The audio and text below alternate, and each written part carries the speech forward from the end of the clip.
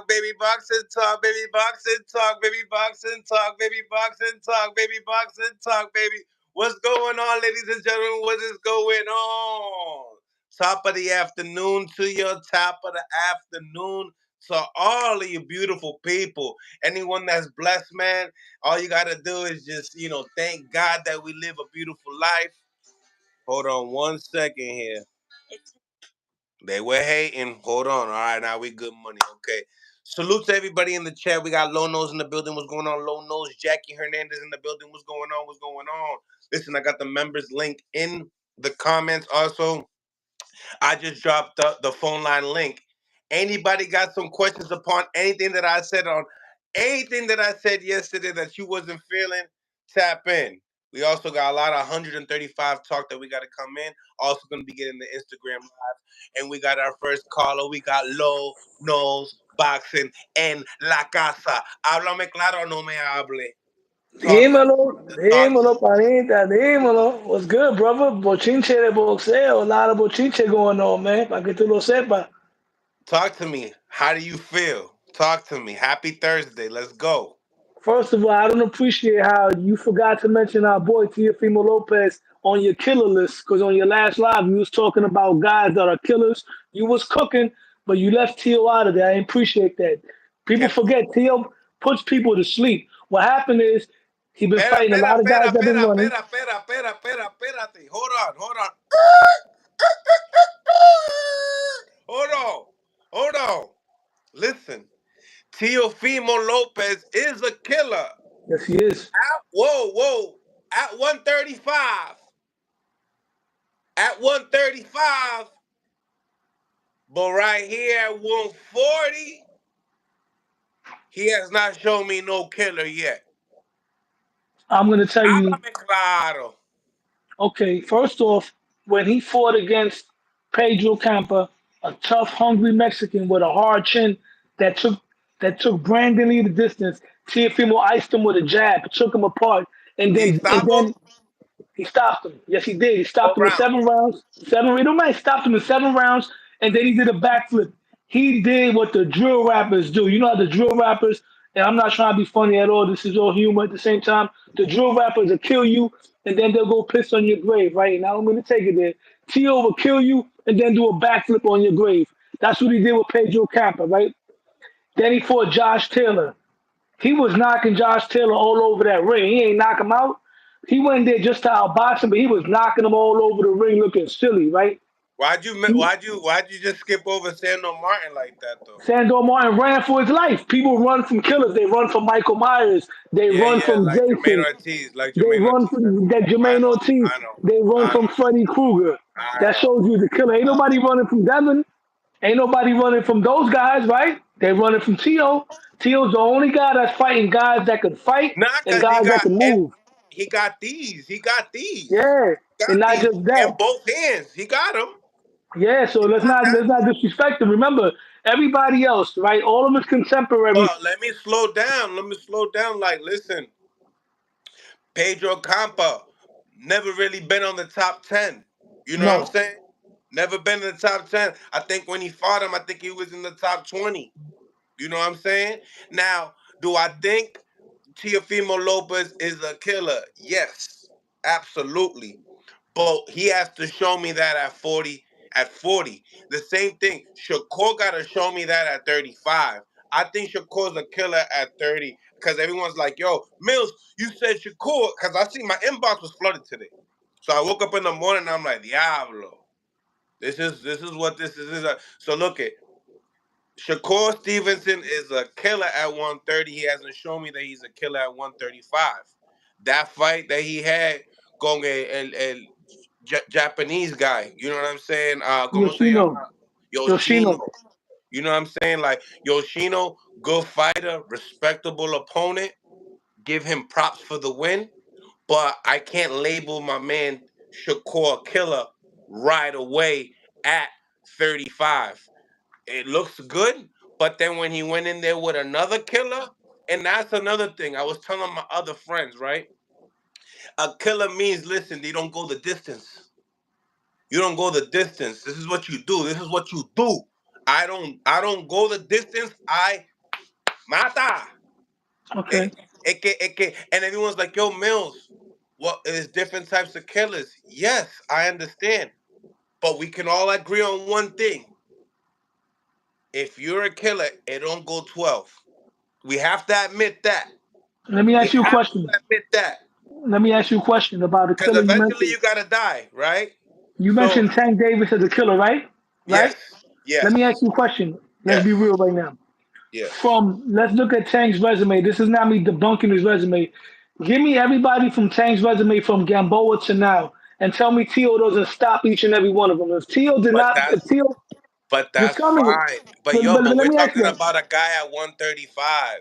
We're Let me talking ask you about one the at a list at time. 135. So, listen, Tio Tank. versus I'm not. Gamboa. I'm not How does labeling that end? Tank as. I'm not labeling Tank as a killer at 140. Well, Mill, let me ask you. Tio versus Gamboa. How does that end? Be real, right now, one at a time. Tio versus Gamboa. How does that fight end? Ah, to get it. You wanna pump Tio Tio? versus I Leo. understand. Tio versus Leo Santa Cruz. How You does that trying to end? pump Tio? Like I said, Tio. All right, I'm gonna name it. Tio knocks Gamboa out. Tio knocks out Leo Santa Cruz. The thing He that you was knocks out mad about, Rolly. low. The thing that you was mad about is that I didn't label him a killer, and at least can we go and say that? Listen, Pedro Campa is not gonna be the guy that's gonna be like, listen, I stopped Got him, you. and he's a 140 killer. Let's call a spade a spade. Subriel Matias is a known killer at 140 And pounds. Tio gonna ice him. Yeah, If they fight Tio, and listen, I'm Puerto Rican, but I gotta keep it 100. I gotta keep it a bean. If Tio fights Subaru Matias, I want that fight next. That's the fight that's gonna have people like, oh my God, Tio's a killer. I guarantee you that. He's gonna do him like Jerron Ennis did and guess what? Zia. And guess what? If he stops Subir Matias, guess where he gets that killer mentality because you stopped the guy. You stopped them, demolished them. I don't care if it was one punch, two punch, three punch, six punch. You stopped them, and Shout out that, to my Bang friend, Bang Boogie. my man Bam Bam Boogie in the building. Bam Shout out Bam to Boogie in the Jackie building. Smash Hernandez. the like button, ladies and gentlemen. We're gonna be getting the whole call-in panels on Instagram. I want you to join in as well. Because we have a whole bunch of 135 talk. You jumped right into the heat, so I like it. I like that low. I like that. I I haven't like been that. on in a But minute, man. I've been wrapped up, man. But had to tap in and see what's up with my boy. yes. So, Who's Shakur fighting, um, bro? huh? Who's Shakur gonna fight? What's the Who's bochinche? I mean, I can't really say the names that I heard. You know what I mean? Is it somebody But credible? huh? Is it somebody of credibility? That's all I want to know. Yes, yes, Okay, good. yes. Shakur don't Shakur, duck no smoke anyway, though. He fight everybody Shakur delivers. I mean, he has to obviously fight. deliver, but as far as opponent is concerned, yeah, Shakur he don't shy for no smoke and stuff like that. I think he strives to fight the best, and hopefully we continue to see that. Nevertheless, let's get into some more topics. I'll get your behalf as well. Then we'll get into the Instagram live to get everybody's input as well. So, but now that I have you here, what else? What else? Do you have anything else? Anything else you have for me besides the Teal thing? Yeah, Ryan. Oh yeah, that's what I was gonna ask you about. This all rumor about Demetrius Andre and David Morrell. I'm hearing that that's coming from a Twitter account that is known for trolling, and he almost caught me out there because he also posted something about Tio versus the Puerto Rican guy that got beat by Keyshawn. He also posted Campbell Hatton versus Terrence Crawford. I almost fell for the okie doke because I've been pumping Campbell Hatton for the longest. You know, I be joking with you. I be like, yo, Yeah, Campbell Hatton yeah. versus Tank Yo, Davis. yo, And low. now We got everybody's we got talking we Campbell, got man. Claremore. We got Claremore in here right now too. Let's jump into the Claymore, Instagram. Let's jump let's into the go. Instagram live and let's get this IG thing Live, popping. let's get it popping. Yo, Jackie Hernandez was good. Jump on the live too. Smash the like button. Smash the like button. Subscribe to the channel. It's your boy Mills from Mill City Boxing, home of the high level pro boxing media, the fighters channel, the trainers channel, the people's channel. Claremore Rain in the building. Claremore Rain in the building. make sure you jump on the Instagram live right now. In a few, because I had to label the key points of what we're going to be talking about. You know what I mean? Lonos has some heat. He had something on his chest, so he had to let it out. So I understand. You know what I mean? I understand. D4, what's going on? D4, don't. What's going on? Smash the like button, ladies and gentlemen. If you don't know where the like button is, the three dots into the corner right there, boop. You hit that right there, boop. I appreciate it if you hit that shit like boop. And then if you go right here, boop, if the like button will be right there. So boom, boom. You know what I mean? It's a two-piece process. Apologize, but smash that like button. We did a great job yesterday. We hit over 17,000 views. We were on for quite some time. I appreciate Jackie for letting me know that. Oh yeah, Moiso, yo, it's time for lunchtime. It's lunchtime. So obviously, we're not gonna go and try to pass 2 hours. We had a lot of fun yesterday. But salute to the chat. Salute to everybody that's tapping in. And once again, that was like 17,000 views yesterday. So that was awesome. Let's do it again. Let's do it again. So now at the 135 division, we have some key fights that are already locked in. We need to talk about how they all relate. Where does Shakur Stevenson lies? I want the fans to know. I don't want to just throw my opinions. I want to know what y'all thoughts, and who would y'all want? Who would you pay for? Doesn't seem like it's going to be a pay-per-view event. If it is a pay-per-view event, what are the opponents you need to see? Nevertheless, smash that like button, ladies and gentlemen. Subscribe to the channel. Smash that like button like Mike Tyson knocks out people. You feel me? Like how Mike Tyson knocks out heavyweights. All right. So we're gonna get into the call-ins, right now. Before that, so the fights. Sorry, Frank Martin, obviously, right, with Gervonta Tank Davis. Then for the IBF vacant title, we have Lomachenko versus Kambosos. This weekend, we have William Zepeda versus Maxie Hughes, which is for that eliminator to fight, George Kambosos, the winner of George Kambosos and Lomachenko. So we have that situation right there.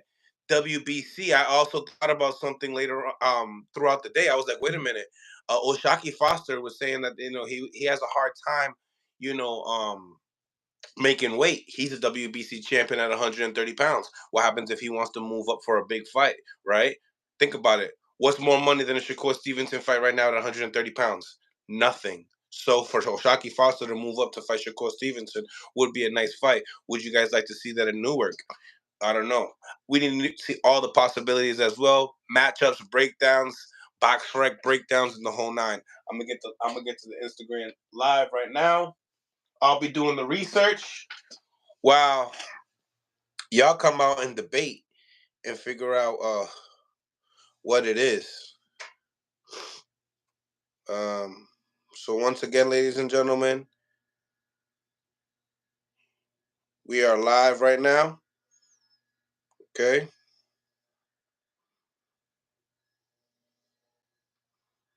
We answer all questions with super chats and all that. And salute to my members. You already know. We keep you involved. We always keep you involved, and we always. Frank 86 blessings, everybody. What's going on, Frank? What's going on? Another member of Mill City Boxing. So we got Lonos in the building.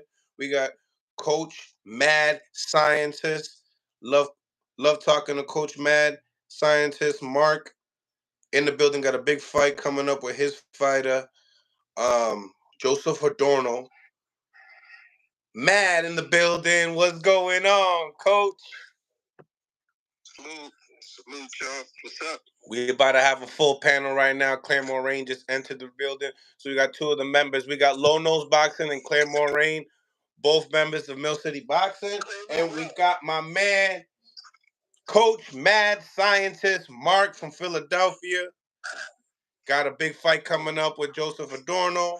How's everything going? Salute.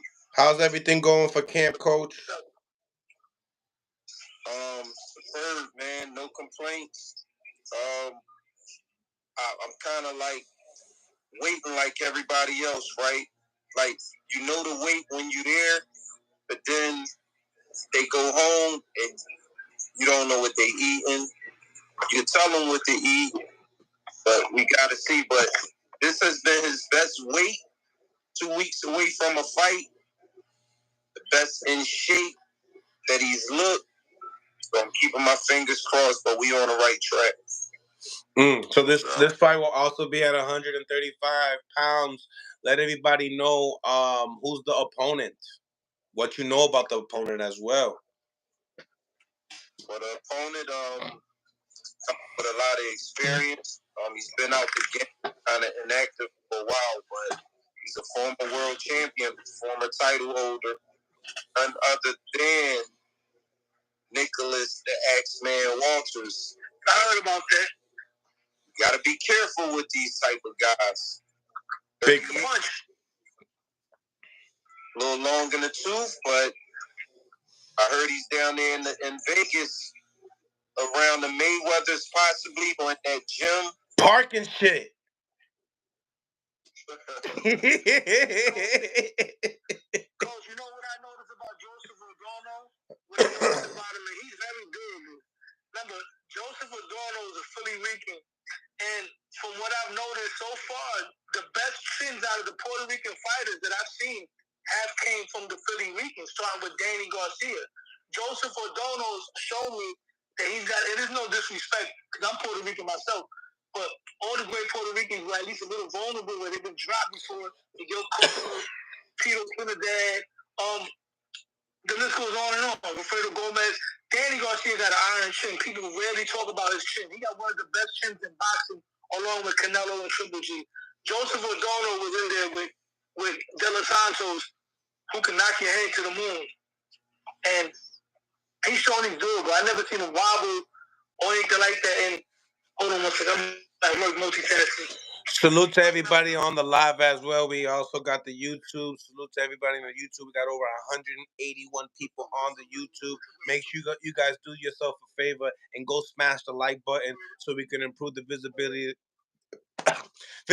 of the show and improve, the views. Like I said yesterday, great show, 17,000 views. Let's beat that today. So smash that like button. Today, yes, sir. So, preparing for, I like what you're doing with the treadmill. You're worried about the diet, coach. So this, why are you worried about it? Is it, what's up? Is it because it's the beginning? It's you two? Had issues on the scale in the past. Yeah.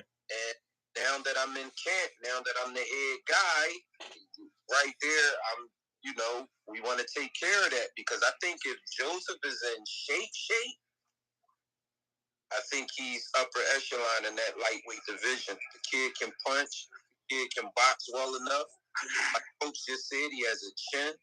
He has heart, but now it's about the discipline.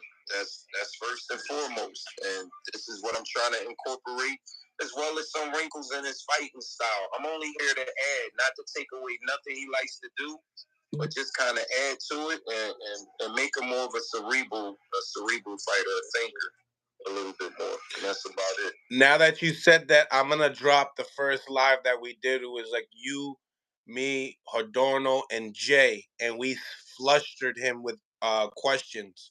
And we've talked in the past about Adorno just off of before you even worked with him upon that diet. Why Top Rank, did what they did with him was also due to that. So I mean, I'm gonna drop that video today. Now that you're here, I might as well just drop it today. I think it's good. I think for the people to hear that, the coach here. Once again, we got 219 people on the live. Smash the like button, press the 3 dots in the corner, and then it'll get you to the like button. All right. So let's get to it. We talking about the 135 division, so I'm glad that you are here, a part of this conversation. Now that you have Joseph Adorno at 135. Let's speak upon this week's matchup here. We got William Zepeda versus Maxie Hughes. What you think about that fight?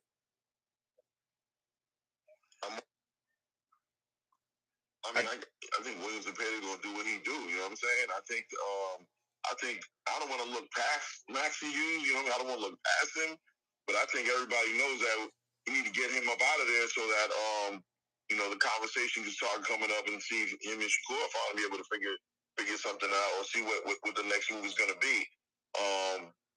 Not much to say about Maxie Hughes. Salute to Maxie Hughes, you know what I'm saying? But I think, William Zepeda just levels above this dude. You know what I mean? I just think it is what it is. It's one of those situations. On paper, at least, right? What you think, Lo? I'm going with William Zepeda. His activity is going to make a difference. But Maxie Hughes is underrated. He gave George Kambosos a very tough fight. A lot of people felt he won that fight. I'm one of them. Kambosos won, but it was close. And I'm going for William Zepeda, Sometimes you got to clean out the mess. And I don't mean to say it like that, like this guy's a mess, but you got to clean out the mess. You can't be creating garbage. You got to get rid of it. I'm not saying he's garbage, but example, like in the heavyweight division, Fury created garbage. And this guy, Anthony Joshua, he cleaned that garbage. Kambosos, Teo created garbage. Devin Haney had to clean that garbage. So we want these fights to come into fruition, the real fights. Shakur versus William Zepeda. Shakur versus Martin. I think what's his name? I can't pronounce it. Oh my goodness. Martin? No. Come on, man. Come on, I'll pull it up. Moritalia. Oh, Raymond Moritalia. You want to see these fights, so you want to get these other guys out of the way that shouldn't be there because they're just clogging up space. And I agree with you 100%, bro. Kambosos was supposed to take care of that mess. He created a mess. You got to get rid of that. Coach, to touch up on that, now that you heard everyone else. Well, like I said, I'm more aware of who Zepeda is, but every time y'all mention a name that I'm not too aware of, I go right to YouTube to start watching it. So now, boom, I'm trying to watch this kid, Maxie Hughes versus Kambosos, just to see what he looked like. But I'm taking Zepeda just off the top of his body of work. I don't know enough about this guy here. So, that being said, this is... You pretty much know about him. What you know about him, you pretty much know about him. That's pretty much who he is. So, how many seconds have you seen Maxie Hughes, Coach? How many seconds have you seen Maxie Hughes? About 40. All right. Just wondering. So, by the naked eye. That's enough footage right there. You got a lot to work on, brother. Word. You ready to do a whole camp for him? You ready for him already, brother? Word. If I can get him next. 135, 130. Yo, he said he's trying to get him next. That would be a great fight. Yo, Mill, I got a question for you, Mill. Talk to me. Because I know you close to the team, right? And you're also a fan of the sport, like all of us are. Do you think that Liam Parrott is more of a challenge for Subriel than either of the two Dominican guys that they were talking about? I forgot the name. Muhammad Ali, the one that looks like Muhammad Ali, and the other one, Elvis. Yeah, because I think Parrott is a more dangerous fight. What do you think? I think that Parrott is definitely more of a dangerous fight. I think him and Michelle Rivera are more closer in as far as IQ is concerned. But Parrott, he is a southpaw. I think he's sharper than everybody as well. I think that it's more of oppressive because he has an O and he's taking that O away as well. He does have an Australian fan base that at the end of the day will look up to Subriel if he does take him out, do what Subriel normally do, really. And I think it is a more of an impressive win. I think guys like, salute to Ness in the boxing voice, nothing against y'all, but when you call like I'm a duck and stuff like that, it just doesn't even make sense because it's like we got it just doesn't make sense in any angle, you know what I'm saying? And we agree that William Parrott has the most impressive single biggest win out of all those guys, including Subriel. His win over Montana, it was Well, remember, Michelle got out Joseph Adorno win, and then he just got the Libanese win. So those are two great names on the resume right there. So I can't bring down Michelle Rivera like that. Okay, I got you. I didn't know about the. No, that's why it's him and Leon Paro. Like that's a good fight right there. Like that's a good fight right there. I don't know who wins that fight. He's coming off of a knockout over Montana Love, and Montana's not a bad fighter. He got some skills. Yeah, but he also got rocked by Stevie Sparks after that too, so he has to like relift himself, and he never had that opportunity to relift himself. So, at 140 pounds, bro, there's a lot of good punchers out there, and that chin insurance is one thing you can't teach in boxing. Yeah. The chin insurance, Greg Hackett's the one that he's selling chin insurance. My boy Greg. Yeah, you got it, Mr. Hackett. But Mr. Hackett, man, I never forget that time I was over there at the gym. Like I said, I almost got attacked by 2 pit bulls coming out of that gym, man. I called him like, yo, what's going on over here, bro? He had no control over there because they got the junkyard dogs literally roaming around out there in the streets, man. Like for instance, Coach, I don't know if you remember this, but because we've done podcasts for over a year now, and I remember talking about Edwin Rodriguez versus Joseph Adorno, and I told you everything I thought. I thought that Joseph Adorno has everything in the book to beat him. I know that there's a huge size advantage. I know that Joseph Adorno should not be campaigning at 140. Hopefully, he's right here. Hopefully, you're hearing this, Joseph. Para aquí. Matter of fact, I'm gonna tap him in. I'm gonna tap him in. Come in and come out. All right. All right, bro.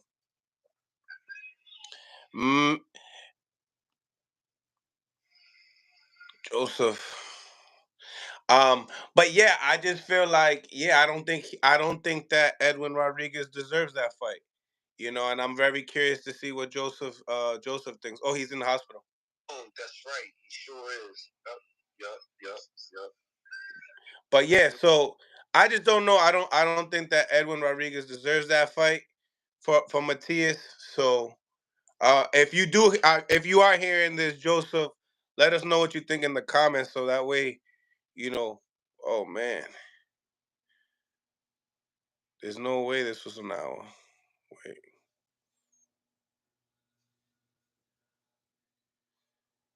Damn, this cut me off. Smash the like button, ladies and gentlemen. Smash the like button. Subscribe to the channel. It's your boy Mills from Mill City Boxing, home of the high level pro boxing media. The pro boxing media over here just got misconnected right here. I was like, we haven't even been on here for an hour yet. Boxing talk. Let's get it.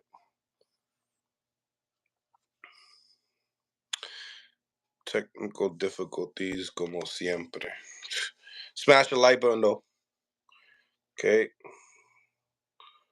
Subscribe to Mill City Boxing on YouTube.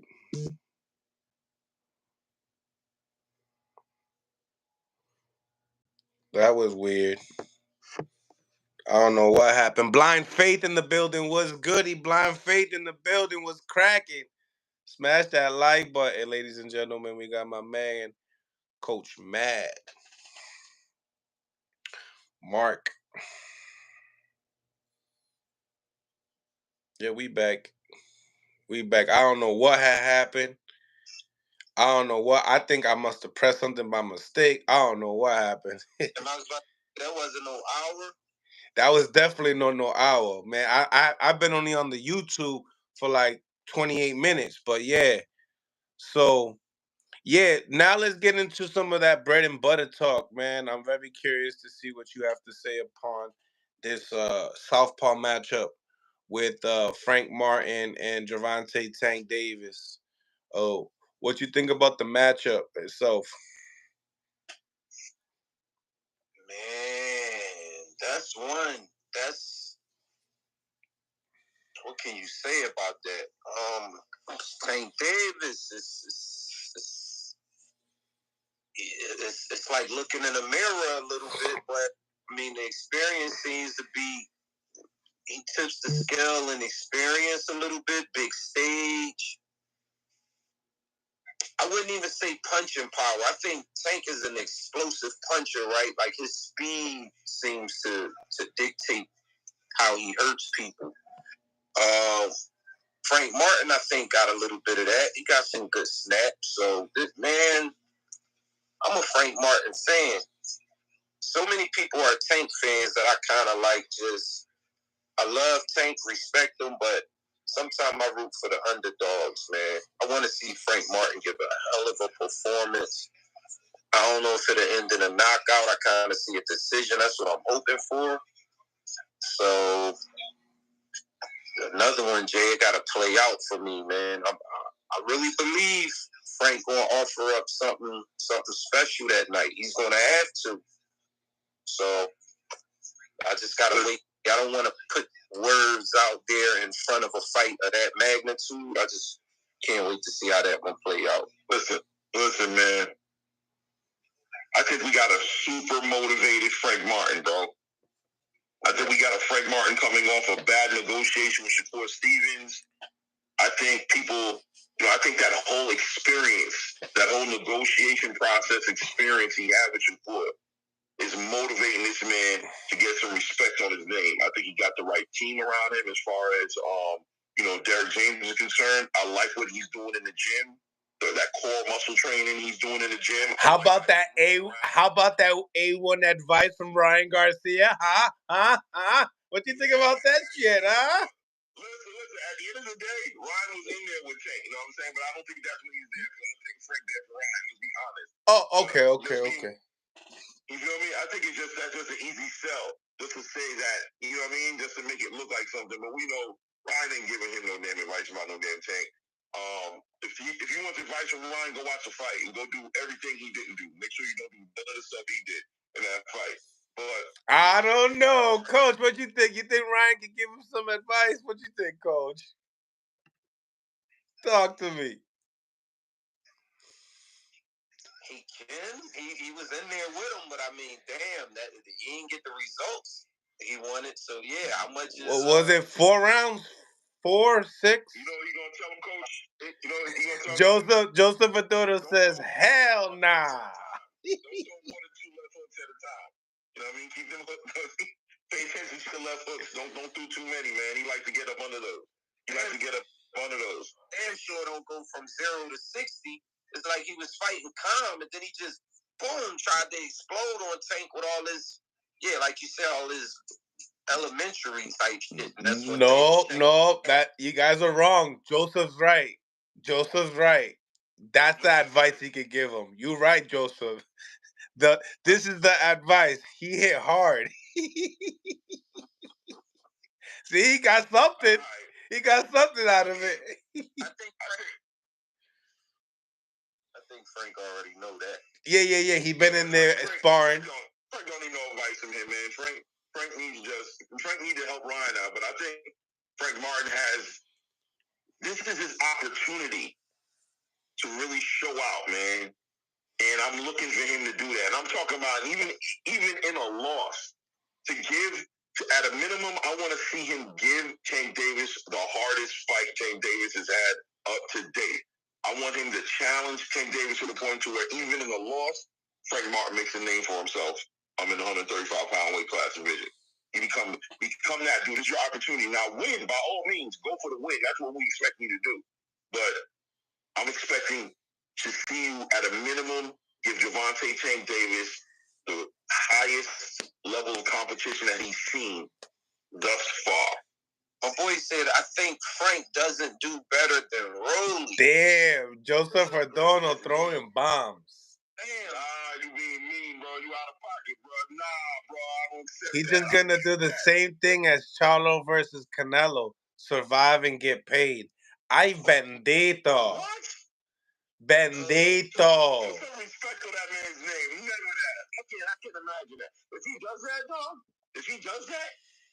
it's over for him. It's over for him. Because you already quote unquote didn't duck Shakur. You didn't duck Shakur, right? And then you go ahead and run around the ring. You're not taking boxing seriously, bro. We're not watching you fight no more. Yeah, Joseph says, did y'all see the last fight?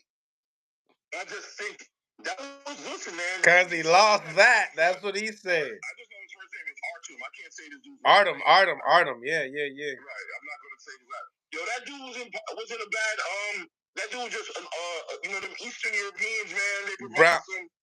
He has a bronze medal. Yeah, you know what I mean. They just hard to deal with. You know what I'm saying? They're hard to deal with. I mean, they will box you for real and make it, put you in an uncomfortable position. I don't think that last performance is something that we should look at and think that reflects what Frank Martin's pedigree is at. If anything, that fight, I'll be honest with you, made him better. You know what I'm saying? That experience probably helps him going into this fight. Damn, he said that dude was 118 that he fought. They brought him up to 135. Really? I don't know about that. I thought he was up going down. No, that dude was just I'm looking at his box record right now. He fought welterweight, right? He fought 3 fights at 130. Yeah, he fought at 142. Nah, bro. See, I knew I was right. See? He came down. If anything, he came down. That's what I said, didn't he? You see? I don't need that. Yeah. I don't need that box wreck. You need a soundboard. You need a soundboard with the Joseph tired right now. I've been killing him in training camp. He's a little tired. Nah, this dude is an official dude, man. Like seriously, you know what I'm saying? He wasn't like it's those boxes, those boxes, man. Pro Box is throwing some nice Johns, man. Yeah. Pro Box is throwing some nice Johns. You seen Calvin Davis yesterday? Keyshawn's brother? Yeah. Night. I seen him last night. That wasn't a night though, but it was a night. That dude was kind of weird. Well, that's his nickname. Night. That's what they call him. Oh, okay. The main event was good too. The Sullivan Barrera fight with that. I don't know how to pronounce his names. That was a good one. It was. They're putting good fights. Pro Box is doing good. It seems like Pro Box might be that comfort zone. That's like, it's free. I always get a good fight. Yeah. Like you know what I'm saying? They could battle with other networks besides PBC because I think they're also like co-aligned. So if it's like a top ranked fight, big fight, and it's on a Saturday, you could go right ahead and do it if you have built that fan base, that core fan base that loves Pro Box. Plus, Paulie and Chris Algieri and those guys, they're doing a good job over there too on the podcast side of it all. That whole situation coming together over there real nice. The whole situation coming together. They even got your boy doing the Spanish part of it. The Spanish part of it is more lit than the English part. I wouldn't know, bro. Look at the numbers. All you gotta look at subscribers. Oh, right. I mean, that's right. I just know the Mexican fan base is gonna come and show up, but ultimately, I don't understand what they're saying, so I'm gonna assume that you're right. It's okay. It's okay. I agree. So let's talk about Lomachenko and hold on. Yeah, I want to say that. But Joseph Adona says I like the Germany version better of Pro Box. Yeah, how can you understand that? The German, I think he's played around. You think he's played around? He's like, yeah, he played. Coach had that look on his face like, okay. Yo, yeah. That was a joke. That was a dad joke. Yeah, he got those. Let's talk about it. Lomachenko, Kambosos, everybody's riding. Most of the people that I know riding Kambosos out of this one. It's also in Australia. What you think about the matchup? This all these fights matter because everyone's waiting on somebody right now. That's why we're speaking upon these matchups at 135. It's a stay busy fight for Loma. I think Kambosos is he had a good ride, made some good money, but this is where it comes to an end. Devastating. So I think Loma still may have something to say for a minute with the smaller guys, with the 130s and the 135s. You got to watch who you put in there with them. Keep them away from Joseph Adorno's guys. But the Kambosos safe fight, and I think he might knock him out in a devastating fashion. I just think Loma, that's what he do. He give you a bad or a performance, and you try to ride him off, and then I think he comes back with something like something nice. So he might give us a little gift in this one. Mm. So Loma big, like stopping him mid rounds, 9, 10. Shouldn't go past that. Damn, he said I'll fight Loma like Salido did. Yeah, exactly, Joe. I know already.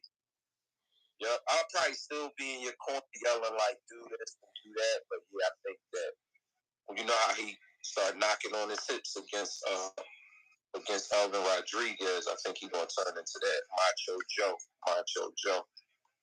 I'm trying to break out of that a little bit, but yeah. Yo, Loma will show Joseph Adorno angles he never seen before. Until he get cracked. Well, not really, because you know what? Jermaine got those angles as well, and he did well with Jermaine. Got that punching power. As far as what Joseph did to Jermaine, they should have stopped it. Yo, you know what punch was that? Was the punch that you guys were displaying yesterday on the video? He's like, nah, I'm gonna roll, and I'm gonna do the uppercut, then I'm gonna roll. And I was like, damn, that's the shit that he did with Jermaine when Jermaine went in the ropes. Listen, me and Joe working on. And speaking of Jermaine's uncle's right here. Tenemos Jermaine, tenemos Joseph Adorno. Yo, Jermaine, I love him. Yeah, it's funny. Anytime we talk about Jermaine, he comes out like a ghost. Whoop! He coming like a ghost, like whoop. We got Hodorno says he's gonna show me them angles, and these punches are gonna hit him forever. He had a YouTube channel. He's talking on YouTube. Who? Joseph. He's right here on Instagram. He's right here on Instagram. He ain't want that smoke again, though. He got that blue check. He got that check next to his name. Exactly. Yeah, he got that white check. Oh, no, it's only one. Smash that like button, ladies and gentlemen. Smash the like button. We got 200 people on the YouTube right now. Smash that like button. We coming back for all that. After we get this, had this great performance against Nicholas Walters, we won't take him lightly. But we want to revisit maybe at least one of those fights, whether it's Jermaine Ortiz, whether it's Jermaine Ortiz and see, you know what? If that rematch happened, that goes back to what it should have been. That I feel like it happened too early in their career, and that could have been a main event. And Joseph wasn't in the top shape. What I'm trying. So this could be a possible main event. Nah, well, for Pro Box for sure. That's what I was going to ask you. I was actually about to ask that. Is there going to be a main event? That could be a main event for a Pro Box card for sure. Nicholas might be harder than Ortiz. Joseph is happening on Pro Box, right? Joseph's talking that shit now that he sees Jermaine's uncle on the live. Oh, they're not in the same weight class. They got smoke. Oh, because that's they fought each other. Exactly. Jermaine Ortiz and they fought each other. Yeah, I know. It was a good fight, back and forth battle. But what were you saying? What were you saying, Mark? You feel like what, that Joseph Adorno should have got stopped? I mean, you think that Jermaine should have got stopped? Possibly. It was to the referee's discretion. I mean, the shot, he didn't see the shot. His head went through the ropes. He was probably sitting there for about 3 seconds with no movement, like motionless. And then Joseph hit him with the weakest body shots I ever seen in my life. And I think that woke Jermaine back up. And that dog came out of Jermaine to close the fight. So all credit to Jermaine. Like, great fight. But main event worthy though, right? Hell yeah.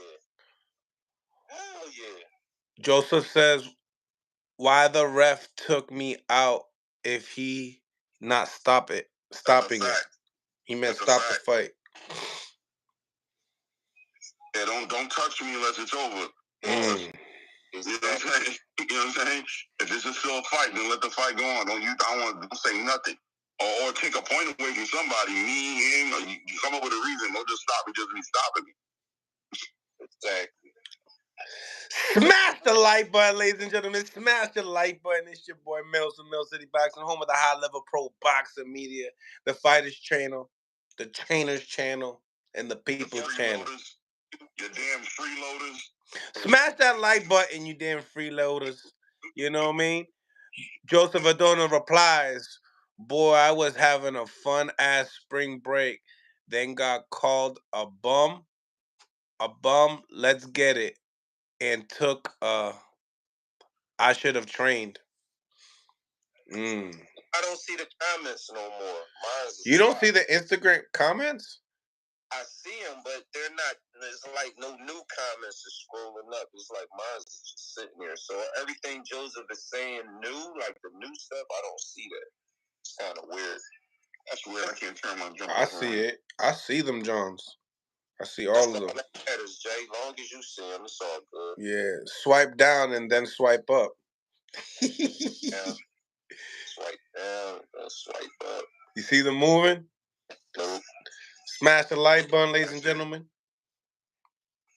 Nope, mine is done. I just see Joseph Alwyn Yahweh. That's my man. I don't know how to pronounce that last name either, but those my guys. They young amateur superstar kid can fight. It's like a. You there, Clay? Yeah, I'm right here. What happened? I don't know. I think he came out for a second. No, like the whole thing. Like you got to see the Wi-Fi setting shit. What do you think about this?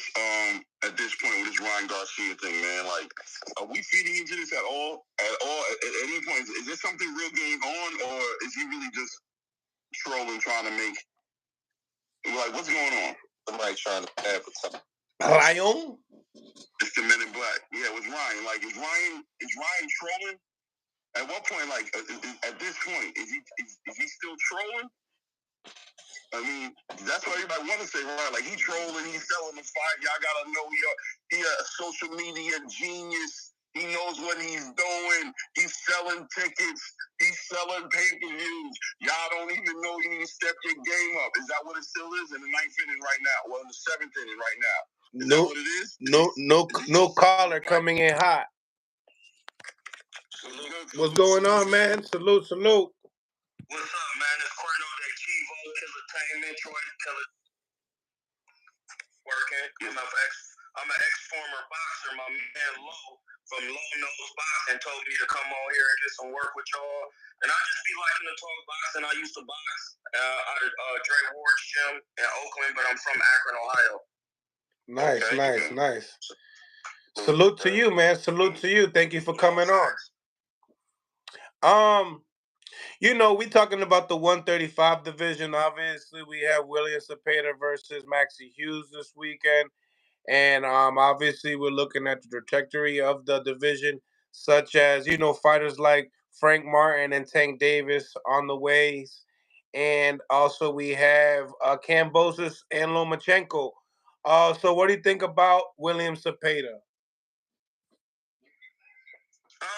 From what I've seen, he's a good boxer. Look like he has some decent all around skill. Who is he going against? Who is he matching up with? Maxie Hughes. See, I never really seen, because is he a southpaw or conventional? Southpaw.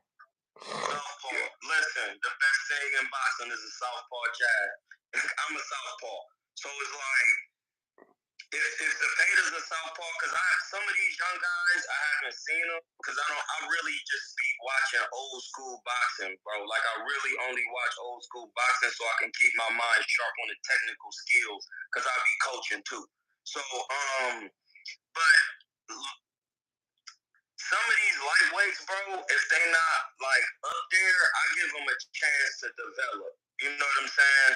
So depending on where they at, what they doing, I think it could be a good fight, but I really don't be watching a lot of the younger guys as of yet, because sometimes when you get to getting on them on the live, I like to let them develop first. All right, so how do you see Frank Martin and Tank Davis though? All right, I see that is a good fight, and you know, I think Tank needs somebody in there with him who's gonna give him a little bit more athleticism, because, due to the promotional thing, they keep Tank in there with fighters who's going to stand right in front of him. And I'm not saying he can't go, because Tank is the best at 35. And if I wanted to say 42, I mean, I'm just not going to cap with you. Tank is Hughes. So having a guy like Frank in there, I'm not saying Frank is going to win or lose. All the possibilities are there. But when you throw Tank in there and they both southpaws, we're going to see the best Tank, and we also going to see Tank's adversities, because Frank is a good counter puncher. They spar, so they know what they're working with due to each other's punch resistance. So that's the fight that I'm very well willing to tune into, because I want to see how Tank do with another athletic fighter, and it's black on black crime. It's the most extreme. I love it. Black on black crime. I love it. I love it. Right. How do you see it playing out? I want to say, I'm gonna say this: as a black fighter, I'm not prejudiced. I'm without prejudice 1-3 away. So I'm gonna say black fighters, for the most part, in their style, if they haven't got their styles down, they have a hard time taking pressure. You see what I'm saying? So when you put Isak Cruz in with Tank, that's going to be a difficult fight for Tank, because Isak is herky-jerky, coming in full throttle, and black boxers, they want to think. They want to look nice in there. When you put Frank in there with Tank as a boxer, it gives Tank time to think. And with his punch resistance and his power, you don't want to give him time to think, because now he can set traps for your ass, bro. You don't want a power slick box. See, that's the thing. Black on black crime means the potential athleticism of a fighter and the slickness is always in there. So you get two slick guys with each other, that's like, well, they both slick. Now you cancel that off. They both left-handed, you cancel that off. They both use their jab, they both counter punchers. Then you start canceling all those things off. Now it's who got the most power, because now who counter who can take the power, who can take the shots, who can take and he got a 93% knockout ratio on the box rep. You see what I'm saying? So Frank, if he's not coming in there, he can survive by boxing and give Tank a hard fight. But due to the fact that he does box, it gives Tank more time to set traps. That's how so I see it in the late round stoppage. That's a great breakdown, family. That's a great breakdown. All makes sense. I don't play with the technical jaws, bro. That was official. No, Lo told me to come on here. That's my gift, bro. I break anything down. Supreme mathematics. You know what it is.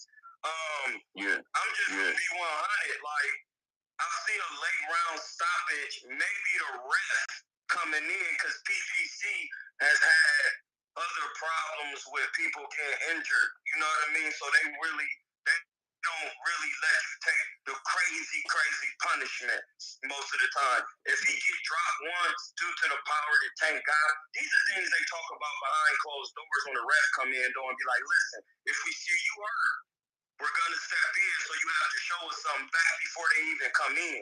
You know what I'm saying? People don't know these things. So, but like, this is for the casual fan if y'all watching. So like, once you know that, PBC has prior history of things like that. So depending on what they doing, how they talking, how they communicate with the ref behind closed doors. Because I had some fights where I say, hey man, this nigga kind of dirty, bro. So I'm letting you know, ref, if he throwing low blows at him behind the head and you don't do what you're supposed to do, I'm gonna take it in my own hands, contractual. You see what I'm saying? Because I can't let this nigga break me down and you not. So Tank hurts him. I want to say, like, they're not going to give dude a whole bunch of time to recover, because he's known for hurting you. And Frank still can make more money, bro. Like, this is a good fight for Frank to see where he at, even though it's on pay-per-view, give him a payday, and it's going to open him up more. You know what I mean? For better fights. But I see a late round stoppage. I'm a yield. I don't want to do too much. Yeah. Let me ask you a question. Right, if you're working with Frank Martin right now, right? You in Frank Martin's corner right now. What's the approach? What's the game plan? What's the strategy? How does Frank Martin win this fight? Well, how does how does he got to come into this ring to win this fight based on his skill set, what he brings to the table, and what his strengths are at? What does he do to win this fight? How does he approach fighting Tank? Uh-oh. The men in black hating on us, bro. I was about to get the jewels right now. Oh, you about to show us? Okay. Okay. Okay. I can't hear you.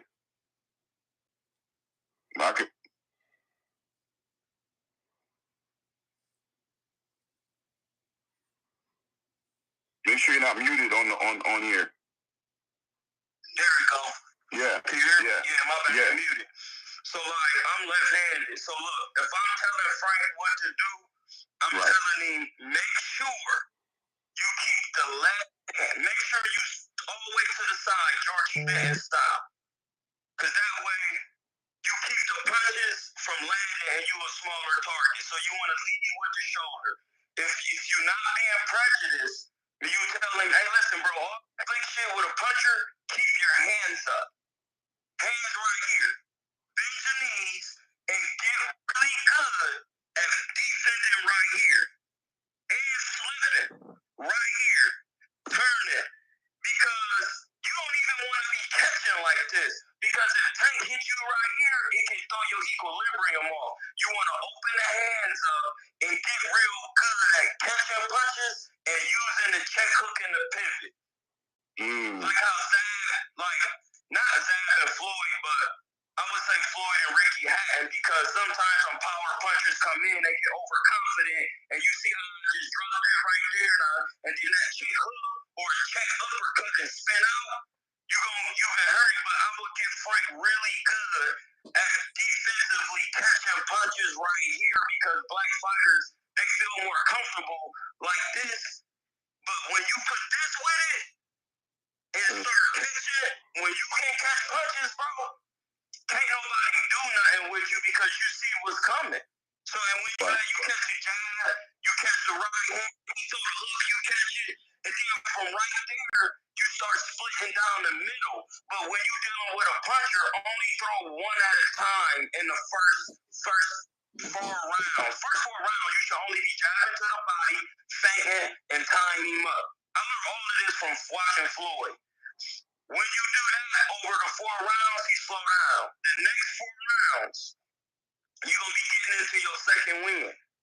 From 5 to 8 or 4 to 8 or however you want to say it. Right then, you've already established the jab to the body. You start working off the hook, you start going more to the body with hooks, and you still working the jab and trying to find the left hand. In the third portion of the fight, you really want to, Tank is going to start coming in more, because now we get into the early rounds and Tank definitely wants to stop people. Right. So now, anytime he gets, you can start putting 2 punches together now. No time in no fight where I will be putting 3s and 4s together on Tank. Because if you see what he did against Leo Santa Cruz, right, he was giving him problems, and then he timed him. But in the conventional, he caught Leo Santa Cruz off guard because he knocked him out in the conventional style and I seen him and Floyd working out on the mix. So you better be very careful with Tank, because he'll switch up left hand to right hand and flip over, and he's still knocking you out with the left. So you have to be very careful because of athleticism. So I will only counter with like a 2-3 or do the Andre Ward style.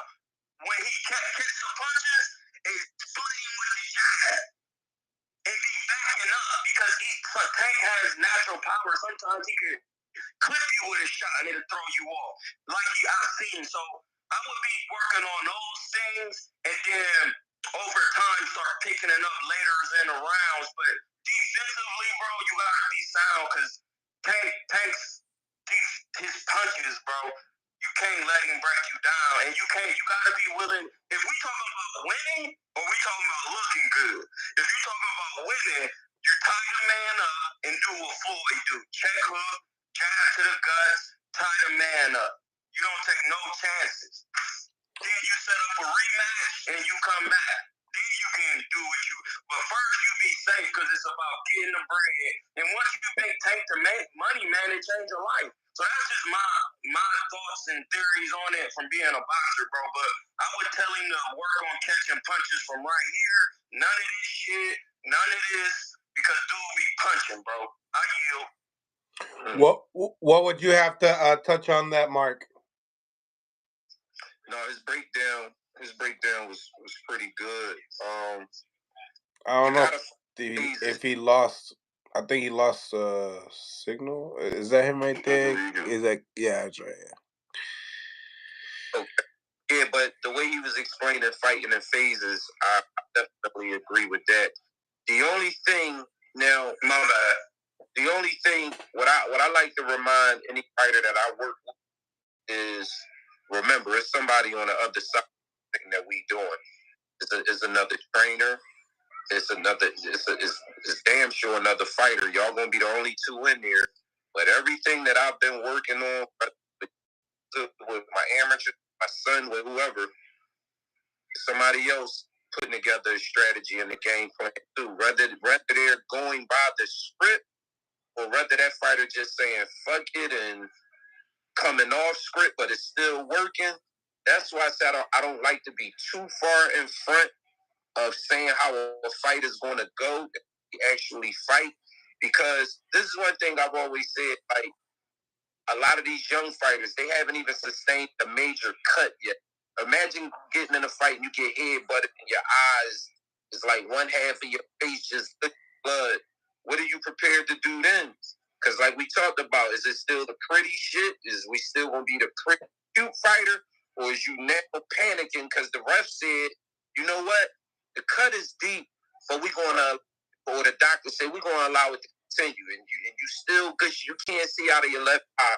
Are you still the pretty cute fighter, or now you panicking, you getting hit with everything? Now you won't throw punches. Now you scared to let your hands go. So I just like to see how fighters get down with other fighters on the stage, on them certain lights, certain crowds, looking over, seeing people they saw on TV 10, 15 years and saying, damn, I'm about to face that coach, or now I'm about to face that fighter. So Frank Martin, one thing this guy said that he did it absolutely on every black athletic fighters. I guess black people in a lot of ways born with that shit. So that attribute is going to be on the beam for both fighters. Switch that I'm talking about, that I'm even trying to bring out of Joseph Adorno, the quick switch, the footwork, the hand speed, that type of shit, the defense. So I can't wait to see it, man. Like I said, I'm kind of pulling for Frank because I like to see the underdogs. I hate when people just bandwagon hop. Right. All I see, he all I know, so he gonna find a way to get it done. Everybody deserves the opportunity. Welcome to boxing in 2024. That's exactly what it is. If Frank is working hard, and the Frank that I've seen, Frank a hell of a fighter. He's technical as hell. He seems to be fundamental, and he's athletic. So the punch be the difference. I got two questions. Hold on 1 second. So if that's the case, though, right? You're pulling for Frank. What's the percentages of him actually taking this fight? And I can go for both of you guys in your behalf. 25 to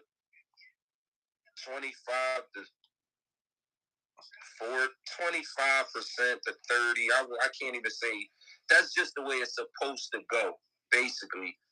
But I think he's a hell of a live dog. If you want a live dog, the only thing that bothers me about Frank being able to win this fight is the punch tolerance. Can he crack Tank with a shot that make Tank kind of punch wary? Like, oh shit, if I just keep bullshitting with the way I'm throwing this hook or this jab, he gonna counter the shit out of me. So he gotta get Tank respect early. It gotta be a body shot, something that make Tank keep his hands home, or just reevaluate how he's gonna go about the phases of getting the Frank. So he gotta touch Tank for something. If he don't, yeah, fight over. Tank all the way. My opinion. No chance or chance, my guy? Where's your percentage lie on Frank? I'm gonna give it 60-40. A little bit more, okay. I like that. I'm gonna give it 60-40 because it can end in a unanimous decision or a majority decision because Frank has skill. Like for example, when I seen him fight the was it Rivera, the guy who they Michelle. When I seen him fight him and he was using the left hand amateur, well, that's just something you already know in the amateurs. You tie up your jab hand as a left-hander, you be pawing.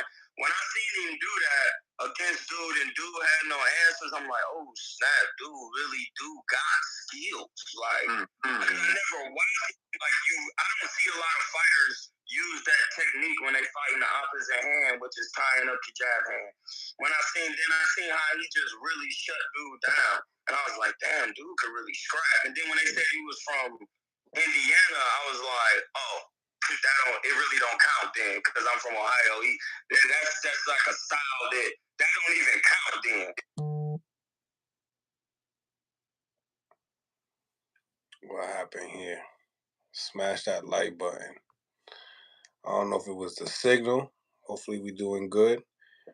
Appreciate you guys for tapping in. Make sure you guys go out your way. Hit the 3 dots into the corner. It'll get you to the like button. Think we just did a little minor freeze. Don't know what exactly happened. Appreciate each and every single one of y'all for tapping in as well. Press that like button so we can continue, ladies and gentlemen, as well. Want to see what's going on with the live. Exactly. Please show that support. Bring it back. I got 2 questions, Mills. I'm going to bring it back. But this time it wasn't the hour. It hasn't been an hour yet. Smash that like button. Smash the like button. Support the channel, guys. Become a member. The link is in the comments. Okay?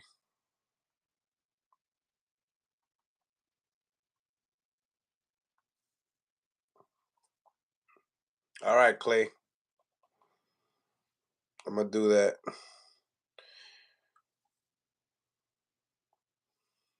Hit the like button so we can continue this boxing talk, guys.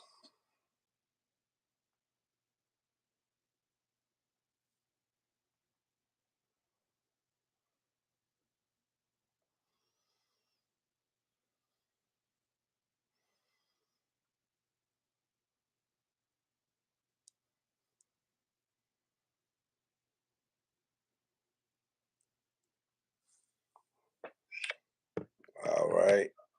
Now, I don't know what happened. No, that's the gram after an hour. Was it an hour? It wasn't an hour. Damn, what's going on? Yeah, because it's happening right now. This is what happens when everything's gelling and the information coming out. The Men in Black pop out, bro. Listen, bro. When the black crime comes. Listen, when we talk about black on black crime all the time, bro. And I'm noticing when I get on live, I'm telling you, because I communicate with these corporations in the private. They don't like it. They don't like it. Every time I get on here, I could be talking about the reserve, the treasury, and they're gonna be cutting me off, bro. I've been shadow banned mad times. I'm in court right now dealing with the boys because they just won't stop pulling out straps on me. I'm out of the jurisdiction and all of that. But far as boxing, we were talking about the 60-40. Yeah, right. I was just say 60-40 because Frank has the talent to make it a longer fight. He could get a decision. Listen, if you smart, you would get a decision against Tank, and you still beat him. It don't matter if you stop, cousin. You still won. And you got paid. That's a fact. I'm going to stop him, and then it's listen, Floyd said it's prize fighting, not pride fighting. I'm just talking about it. You know, I'm just going to say, get a win and keep it moving. And shout out to Derrick James because he getting all the fighters, he getting paid. I like what's going on, and he's a good person to have in your corner from what I'm seeing because he's a quiet voice to stay in your ear, stay in the gym. You know, if he likes saying you stay in the gym, evidently he want to be in there. So it's going to be, I'm going to say 60-40 due to the work ethic, the athleticism, the IQ of Frank. He's going to give Tank some problems, but at the same time, the fact that he's boxing is going to set traps. But if he box off the back foot and make Tank come forward with the punches, that could buy time, as they say. I yield. I got two questions. Yes, sir. I'll ask one.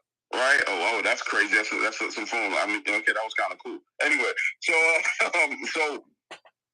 both these fighters are coming in off decent layoffs. Tank will be coming in. It'll be about 12 months. About 14 months layoff. You know what I'm saying? And Frank Martin obviously has his little layoff as well. Who do you think that benefits more in this fight?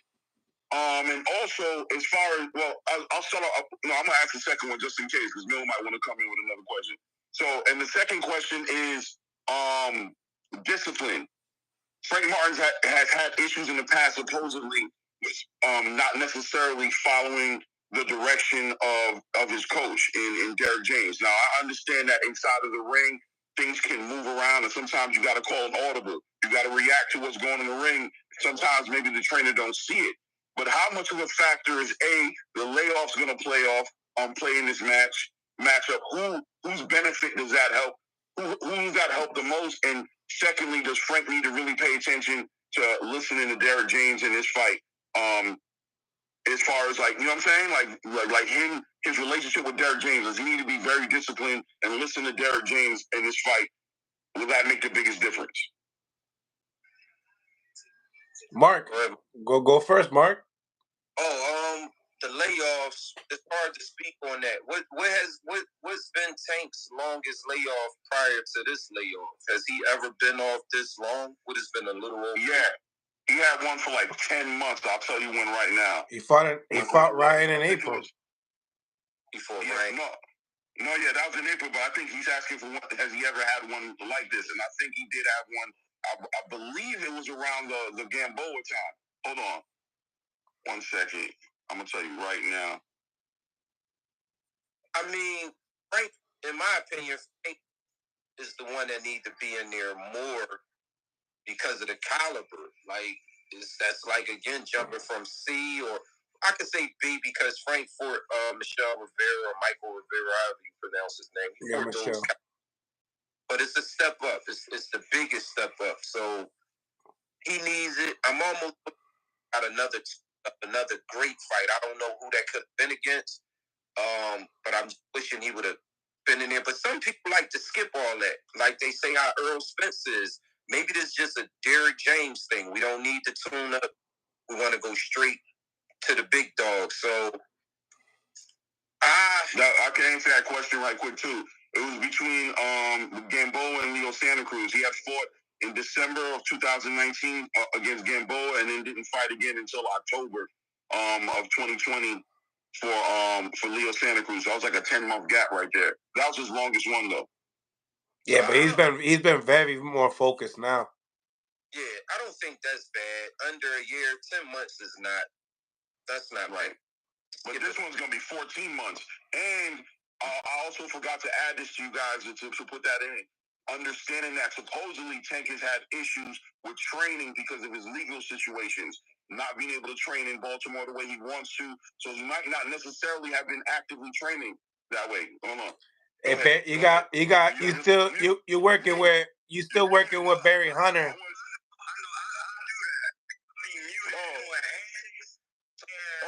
And then when they say I come in, but the answer come because Floyd.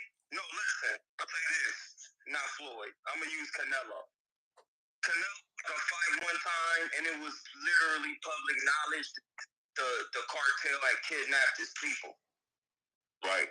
Yeah, I heard about that. I remember that. That shit was his crazy. Brother, I think it was. Listen, bro, I follow the metal nectar. He is what you got to be at. I don't care what legal issues are not lawful. Legal, so y'all just bear with me.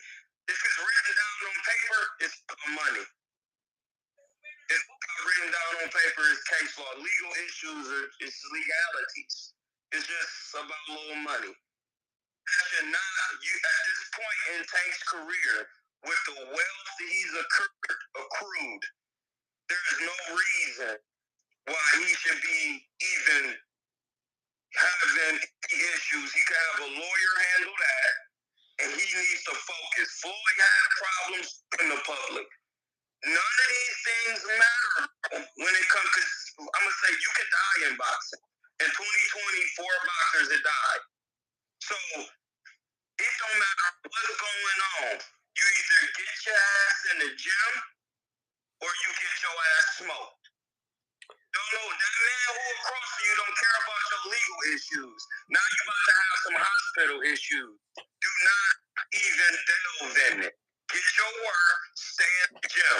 As far as Frank Martin and his discipline with training, as far as listening to the advice, that's the same. I have to give that the same percentage as Frank in the Tank fight, because Pernell Whitaker once said, listen, sometimes my coach would be telling me something, and if it's not working, I have to do what I need to do. And I was told like this, I'm telling you something, so when you working, I'm not telling you for you to just pull a move out. I'm saying I see it, implement it. You know how to box, whether if it's use the jab, if you're going to hit him with a good hand shot, you need to set him up downstairs first, then come up. That's what gives it 60-40, because you're taking, and another thing, when the ref you to the ring, he say, I need you, which is a fighter, and your chief second. That means who the boss? The fighter in the ring. Right. The chief second is to give you advisory notices. Hey, listen, I see him doing this, and he doing that, and that's what. See, and when I'm watching, I need my fighter to tell me. I need him to be like, hey, man, he's not doing that, coach. I'm going to be like, what is he doing? And then I'm going to be like, okay, I think he's slick. Hey, man, since he's trying to do this, and then come with that. I need my fighter to tell me what's going on so we can execute as a team. I'm the second guy. I can't help you if you're not talking to me. When you even come to the corner, the first thing I tell you to do is take 4 deep breaths. We don't even discuss nothing. Deep breaths. All right, look, use the jab downstairs. He trying to wake you out to make the fight go long. To stay busy, you use your feint. If you're not feinting, your jab. If you're not jabbing to the head, the most important jab is the jab to the body. You go into the body and you get busy with the jab. So you break the man down. Those are the things you need to, those are the simple things I tell when coaching. Because when Frank get in there, bro, you can't really tell, you don't know what Tank gonna do. Like my man said, when he was saying it right here, these niggas got their own plans. You don't know, and when you get in there, depending what your plan is, depending on what plans he gonna use. You see what I'm saying? So you just gotta, when I coach fighters, by the time we got to the fight, I never coach fighters on I coach them on how the other fighter fights predominantly, but we basically work on fundamentals. We never even think about the other guy. We say, well, he likes to go backwards, so we need to step with our punches. So we're going to work on stepping with our punches, bang, bang, bang, bang, bang, going forward. If he's a Mexican-style fighter, he likes to throw over the top, we're going to work on keeping our hands up and then using the front arm to block the overhand on some more, just anything. So those are the things I'll be working on, but I think it's 60-40. That's what I think, like, he should listen to Derek, but implement his own thing, because you in there with Tank. And you should still listen to your why is he there thing if you're not going to adhere to the advice. So most definitely, that's what I feel on it. Or not. Just to come full circle again, just double down a little bit, because I don't know if I got the answer completely. Taking into consideration that Tank Davis may have not been in the gym with the layoff, and during the layoff, not being in the gym the way he's supposed to be in the gym, combining that, right? The layoff and not being in the gym. Is this a factor that we need to pay attention to? Yeah, that's definitely a factor, and that's why I was giving it 60-40 a number, because as a fight at this caliber, like, I know, that's the point I missed. Like, fighters at this level, I don't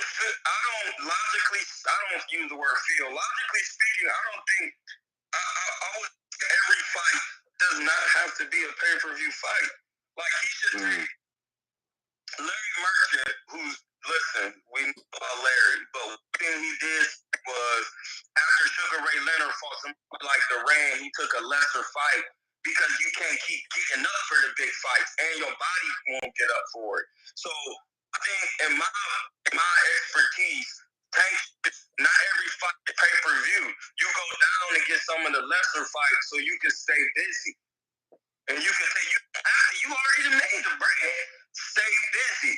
It helps Frank more than he's busy, like Cousin said, because the more busy you are, whether you're under the lights, the more busy you are under the lights makes you more comfortable for future fights. That's a bar.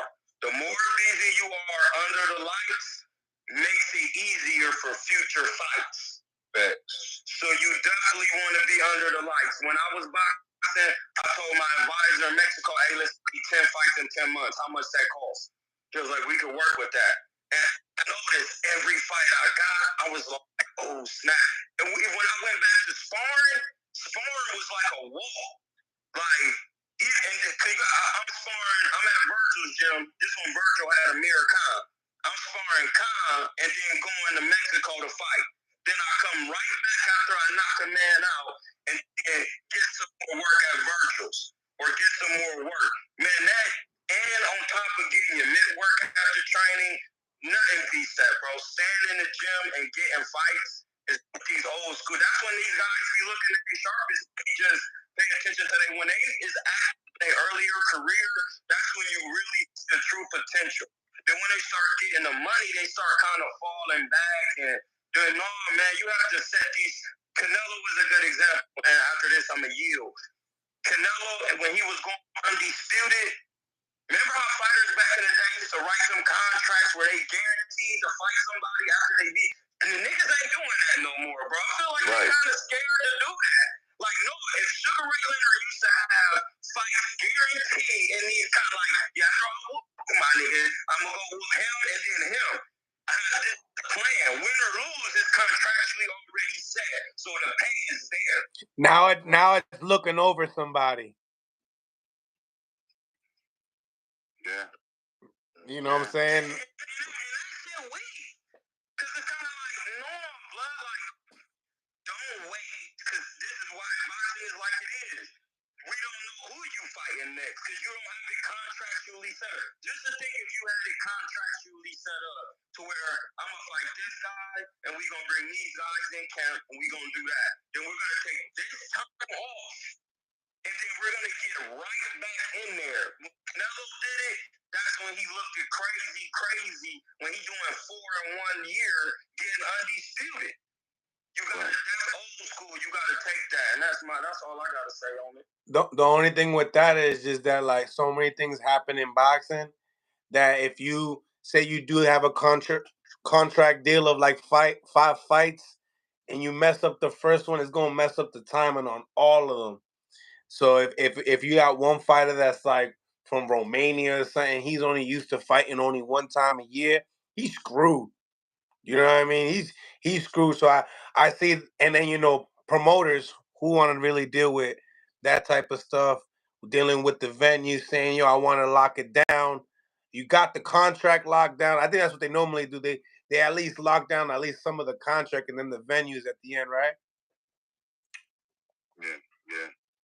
What do you think, Coach, as far as like all the factors that I brought up? Because I just think like if you're gonna be, from my point of view, real quick, just to say that this seems to be the best opportunity and the best tank Frank is going to get an opportunity to beat right now. I think there's some X factors in here, some variables that kind of help Frank a little bit in this match. Like Frank has a bigger opportunity than it may look like he had, just because I don't know if how much the not training, the time off, how much of a rhythm, especially an athletic fighter like Tank. He has to have some sort of rhythm, right? Like, there should be some rhythm there that some momentum helps him. A fighter like Tank, momentum from fighting 6 months ago or whatever have you, but then sitting out for 14 months, just getting back into the gym, dealing with all the legal issues he's been distracted. It could be a yeah and it could be a nah. You know why? Okay. He's starting to embrace the role of the face of boxing, even without having the actual numbers, the portfolio of saying it. Canelo, he got a portfolio of saying he's the face of boxing due to the numbers, right? So now he's getting this right from the new, right? And have you noticed, right? Especially in that Ryan fight, before the Ryan fight, the Barrios fight. I seen it in the Barrios fight. How my man just said right here, he embraced the superstardom role already. Mm-hmm. So when the lights come, it's like a regular day in the office versus for a guy like Frank or anybody else, really, anybody else. It's tough. Like I tell people, when I was an amateur, I went straight to the Golden Gloves. We fought in front of 2,500 people.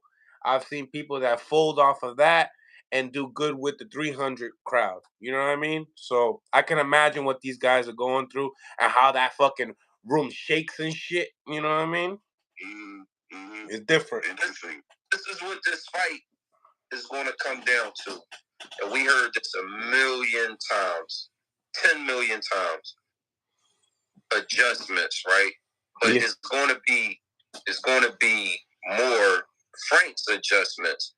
Frank at some point going to have to take a risk if he's trying to be great. If he's really trying to win convincingly, he can't sit back on his back leg and win this fight. There's no way possible. Because he did that with Artem and lost.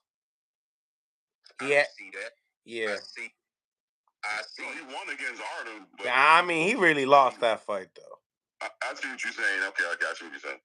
So I don't think he won that fight. I think, like my man said... I watched that fight, and I want to be honest. Like, I will have to watch it again. I didn't mean to cut you off, brother. No, go ahead. I watched that fight, and I was like, damn, it looked like dude kind of Frank's ass pause. But I noticed what Frank was doing was he was doing what I'm saying he would have to work on with Tank, which he was the punches and working off the jab. And this is the thing, they definitely had a game plan because he almost stopped dude late. That shit look weird as hell too. Yeah, he almost stopped dude late, and that's when I was like, hold on, because I really only watched the highlights. And I'm looking at the long highlight clip, and I'm like, damn, dude look like he's doing something. He really not doing nothing. And then as close to the end, I seen Frank hurt dude and D won't do. I was like, oh no. When I just see that, they're gonna score the fight for you because when they score in the rounds, they see what you're doing consistently. They said, well, the Frank is catching punches and moving in a circle, and dude is not doing nothing to stop it. You see what I'm saying? Like, he's not doing nothing. Yeah. Frank just doing what he wants the whole fight. Moving in a circle, catching his punches and boxing. And then when Frank turned it on, he turned it on and almost hurt dude. I seen that, and that's when I was like, well, damn, he really planned that out. So I have to give Frank the fight because when I'm looking at it objectively, dude didn't do anything. But then I could see how somebody would say, well, it don't matter because dude was busier. He was throwing more power punches. Frank was only primarily using a jab, and that's not a power punch. A power punch is anything besides the jab. So, like, I could see both sides, and I'm really going to have to watch it again. I'm done. What's the dude last name again? What fight was this? Artem. His first name is Artem. Haratu Yun. Haratu Yun. Got it. Yeah. It looked like, to be honest with you, looking at the fight, it looked like he was kind of worried about that right hand that Artem had throughout the fight. You know what I mean? And honestly, the bread and butter was to push Artem backwards, and when he finally did it, it ended up working towards the end. But I felt like it was also like a lack of belief in himself in that fight as well. I remember Derek James telling him to get him out of there in the 9th round, you know, and there was just lack of belief in that fight, you know. Was that his first 12 piece, or is that like? Is that No, he went 12 with Michelle, didn't he? Or was that a 10 round? Nah, he's talking about Artem. You can look that up if you don't mind. Oh, Artem. No, I was talking about Frank, actually. Frank. Yeah. Oh, Frank? Been 12. Nah, he's been 12 before. Remember remember Michelle Rivera and him was it was main event. Right. 12 rounds. Hey, you know what? Man, listen, this is boxing, right? See, this is where we always switch up. The narrative be when you become a household name or a name that everybody can relate to, you can't, no matter who you fight, they can't throw you off your square. That's bullshit. That's not boxing. The styles make fights. It takes a while to get comfortable because you know why I think people overthink. Maybe Frank had a bad night because once he realized, damn, this dude gonna be here no matter what I hit him with, I don't want to mess up my future fights. So, like you said, Jay, that right hand might have touched him early where he said, yo, if I keep going out this way or moving this way, that right hand might stop me. Bro, when my coach tells me to get somebody out of there and I ain't stepping to you, something's going on. It happens. I'm gonna agree with you.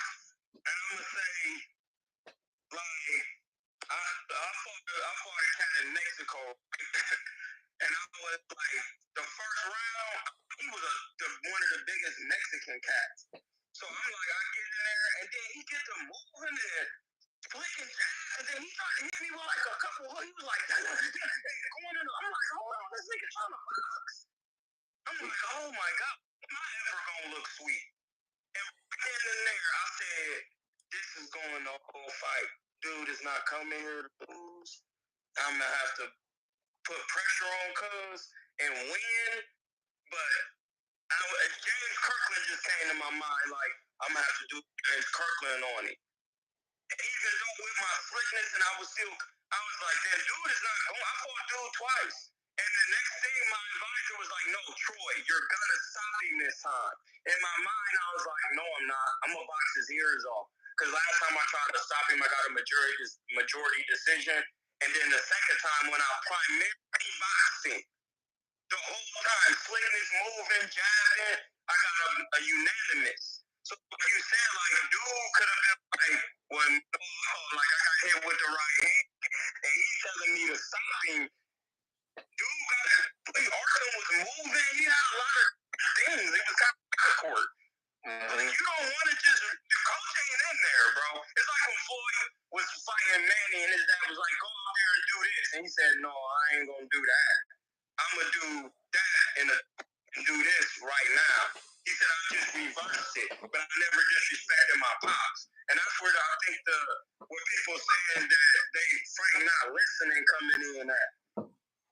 Dude said, go out there and stop him, Frank, like, you're not getting punched with this. And I want to say in the title for a big fight. So if he wouldn't look even remotely comfortable, like Cuz said, these things take time to develop in fights to grab your rhythm, see what they doing. And then this nigga might switch it up and adapt. It's going to be a fight of adaptation. That's why I want to see it.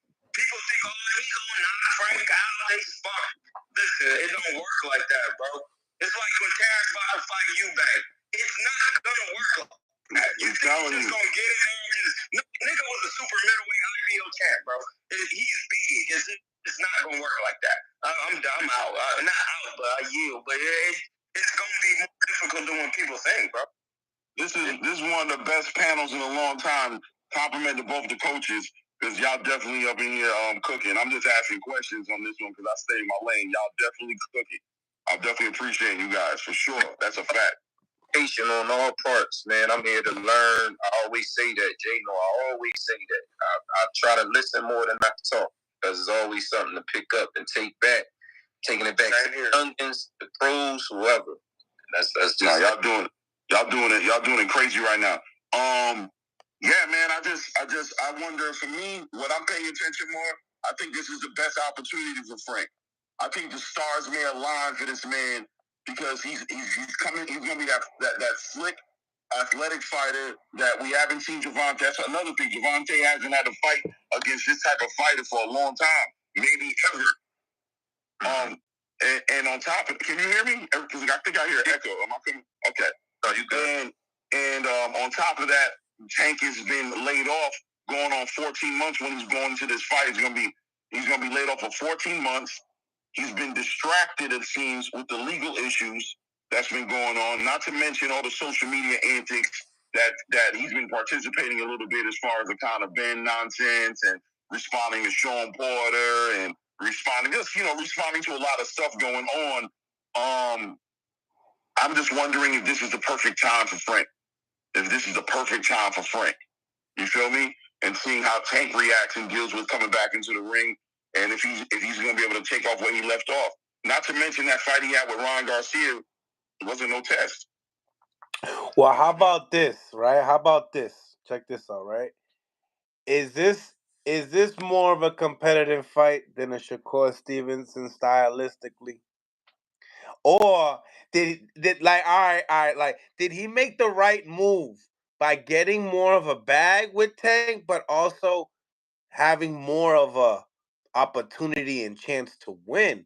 Was this did his makers did his people say, yo, this is the one, Frank? Touch up on it. Go ahead. You're asking if Frank Martin jumping out of the negotiation with Shakur Stevens will turn out to have been a very smart move. Now looking at it that he's about to go in there with Tank? Is that what you're asking? And not just on the financial part, on the winning aspect as well. Like stylistically, is this more favorable for him than a Shakur Stevenson? Yes, because remember, everybody was jumping off Duck when he did that, and I always told everybody, I said, wait, something's coming. Wait. I'm gonna say real quick before, and then I'm gonna make it quick. Go ahead. When you fight a left-hander, they both left-handed. They all left-handed. No matter who they pick, it will get him ready because he can lose and get the bread, and then get a crazy another payday with Shakur. Listen, Frank is in the best opportunity, bro. He's about to fight. Javante got a title. Yeah, Javante got the WBO. This is gonna be for that WBA. He about to fight. He could fight for 2 titles back to back. He could lose against Tank, and they could just write it off against Tank, and he can say, "Well, shit, I want the Shakur work now. What's up?" And then he can get another shot for a title. Is it worth it? I remember talking to Shakur about that, and I think it's worth it because it depends on how Shakur. Because that's what you do when you want to get the nigga. You come beating his opponents. And then you be that's how they be stepping up. That's how they used to do back in the day. Like, oh no, he just remember Jaime Munguia stopped Ryder. Right. And then David Benavidez. Listen, David Benavidez. Stop Caleb. No, he didn't stop Caleb. He just beat Caleb. He beat. Listen, but that's what was my point. And look, and then you got Edgar Berlanga, that's fighting Daniel Jacobs, which lost to John Ryder. You see what I'm saying? So if it's all connected.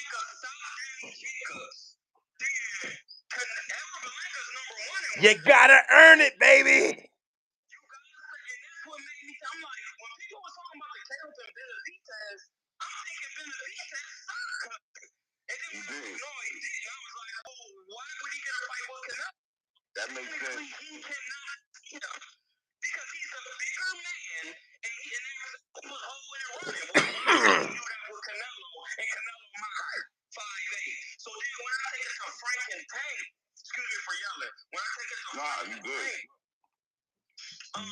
better for the YouTube. After he fights Tank, depending on how the opponent does to him, Frank can get a rematch with Tank by obtaining a belt, and he can still get a payday even if he loses Shakur, and then Shakur will in turn be ready to fight Gervonta because he just fought Frank and he looked good against Frank and they both left-handed. And he got a belt. So Frank in his equation can get paid, help both fighters, and bring both fighters together in a zone because they got common opponents. Say Frank, say Tank don't stop. The measurement stick. Yeah, Tank don't stop Frank. And then he be like, well, Shakur be like, well, shit, he didn't stop me. That's why he didn't want to fight me because I would have stopped him. And then he get in there and then he don't stop Frank either.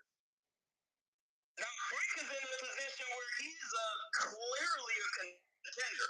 And that means he's an elite fighter. If you don't get stopped in a 12-round fight by an elite fighter, you're automatically an elite fighter. Just like that. What? Just like that. It's like the movie Highlander. Some people can't. You can't. Some people you just can't stop though. Yeah, but you got a point. No, but if you get in there, well, let's say you got in there with Mike Tyson, you took Mike Tyson 12 rounds and you lost.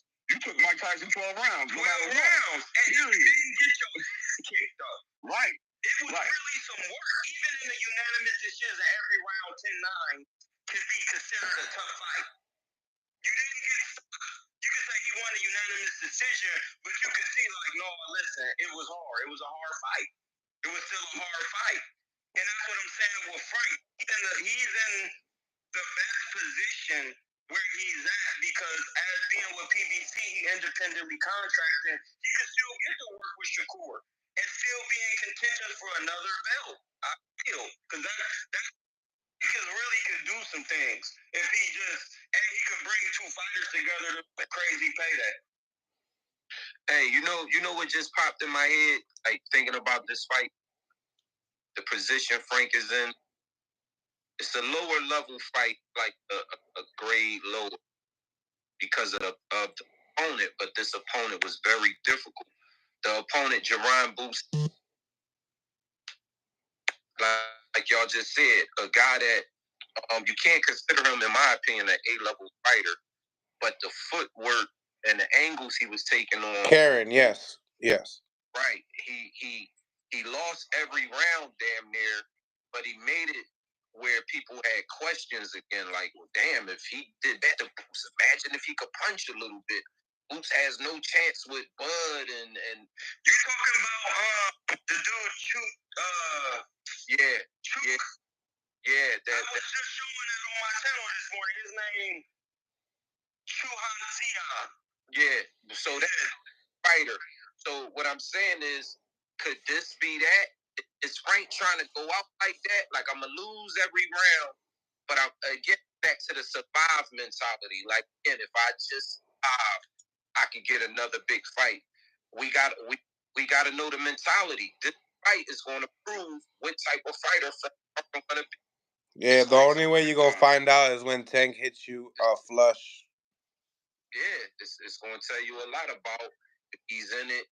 It's prize fights. We all in it for money, but it's just like, is he going to show something in that fight to say, no, bro, you punch me, I'm punching your ass back, or is it just let me take a little something off these punches, move around the ring? See, I heard the final bell. See the interview that I did with Frank Martin, and talking about the sparring with Tank, he said that there was a little bit of everything. There was boxing, there was brawling, and then he felt like, he could do that. Now, obviously, 8-ounce gloves are going to be different without headgear. So that's the basic question at the end of the day, really is, he has the confidence within the sparring, but is he going to have confidence when the leather actually touches him? I think we're going to find out. Because those gloves be new and shit, too. They be hurting, bro. I tell you, you got to take chances. This may sound crazy, but he's going to have to do it early because on that momentum, When that ball starts rolling down, here it comes. Probably ain't no stopping it. So you got to do something early and often. I don't care if it is the jab. That jab got to be landed. Sometimes snapping the head back or causing a little trickle of blood out that nose or a little swelling under one of them eyes. Something got to start happening to make Tank have. Because if you don't put no doubt on a man that age, then it's going to be easy to beat, man. It's going to be tough. I was gonna let that be in there, but I just thought about that might be copyright infringement. Nah, you can do that. Yeah, you straight. Oh, okay. So, yeah, but I think at the end of the, and you know, I'm watching the highlights from the Artem Frank Martin fight, and you know, honestly, what my guy down here was talking about, I don't remember your name, family, but I don't know if you want to tell me your name right quick. My name, you can call me Hamza. Name Hamza. All right, salute. Another man. Hamza? Yeah, but we already got one. He a calm, well-articulated Hamza. He not the other Hamza a little volatile. You know what I'm saying? My other Hamza wild. I know. He. He that got it. Like that. Yeah. Yo, too. I can get crazy. But, right. I'm like 43 now, so like. I had to get it out of boxing, so I'm good. Yeah, but my other Hamza, he an older head. Yeah, he older. He ain't got no tolerance. It's gone.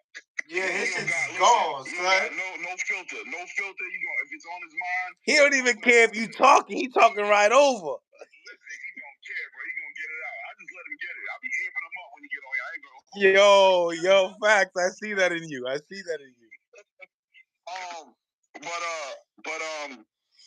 The way you were describing it, Hamza, I've seen Frank fights that way. I could see that happening. I see him staying reserved, keeping them hands up like you were talking about, cutting that body in half, making that target a little smaller to hit, sitting low. You know what I'm saying? Not giving up too many punches. You know, every now and then, right there, he was getting open toward. This is the last round, so it was like round 11 when he knocked Artem down. But I could see that happen. I'm telling y'all, I think the stars could align for this boy, man. I think the stars might align for this boy. I think so. It could happen, man. Yo, he got the skills to go the distance. For sure. And I can see him winning a decision, taking rounds. He's bigger than Tank. You know that, right? I would assume Tank is really normally not the bigger guy. So yeah, but Tank got them cannons though. Yeah, I mean, come on, we already know. I think at the end of the day, the person who's gonna make this fight a fight is gonna be Frank. We don't gotta worry about what Tank gonna do. Tank gonna do what Tank gonna do. Like, it's Frank. This is Frank's night, bro. This is Frank's night. You know what I mean? This is his opportunity. Nah, I think you gotta worry everything about Tank. You gotta worry about every little thing that he do because it's gonna be mad at if you don't. No, I'm not saying you don't have to worry. What I'm saying is we know what Tank's coming with. What I'm saying is this is Frank Martin's night. You know what I'm saying? To show improve. You know why I'm scared of that factor? I haven't seen Tank this in shape in a long time, like without having a fight date, where you finding your motivation to stay in shape. Like that's everything in a fighter. That's what I was saying earlier. That's what I was saying earlier. That nigga Tank has matured, bro. Like, cause I don't see media or nothing no more. Like, he real private. So, like, knowing that, it's like, hey, y'all, before we start, if Mill City got a cash out, man, y'all gotta be hitting this man's cash out. Follow Mill City Boxing on YouTube. If you got a YouTube, Bloodshot your John out. We Play more. Say it again. Play more rain. They know what it is. Rain. Listen, bro, and I'm Troy Killer on YouTube, on Instagram. I'm on you right now. Yo, you gotta start. This is the purest boxing conversations you can have. You know, shout out to the boxing ego too. Shout out to ego too. I don't be tripping. Shout out to the boxing voice. You know what I mean? It used to be on Ego's channel. You know. Yeah, I see. Ness was on here earlier. Yeah, my man Ness. I'll be on Ness's John in the morning and so you know, follow us, hit our cash. You know, what's your channel? Troy Killer King on YouTube.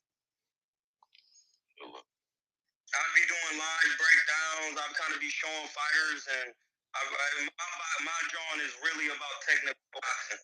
Like, I need to follow you ASAP, but I want to make sure I gotta find you because I already see your name is complicated. So spell it for me. I got Troy Killertainment. Killertainment, 1L, Killa. Okay, that's what it is. That's what I messed up at. TAINMENT. Yup. You know what I mean? Shout out to my man Mill City. I don't know if he was. Nah, don't leave yet. Don't leave. It sound like you're trying to leave, and I need to find you. Oh, all right. It sound like you was giving an outro. I heard an outro. It felt like an outro. It felt like an outro, bro. It felt like a damn outro. Wait, hold on. Shout out to Mill City. You know what I mean?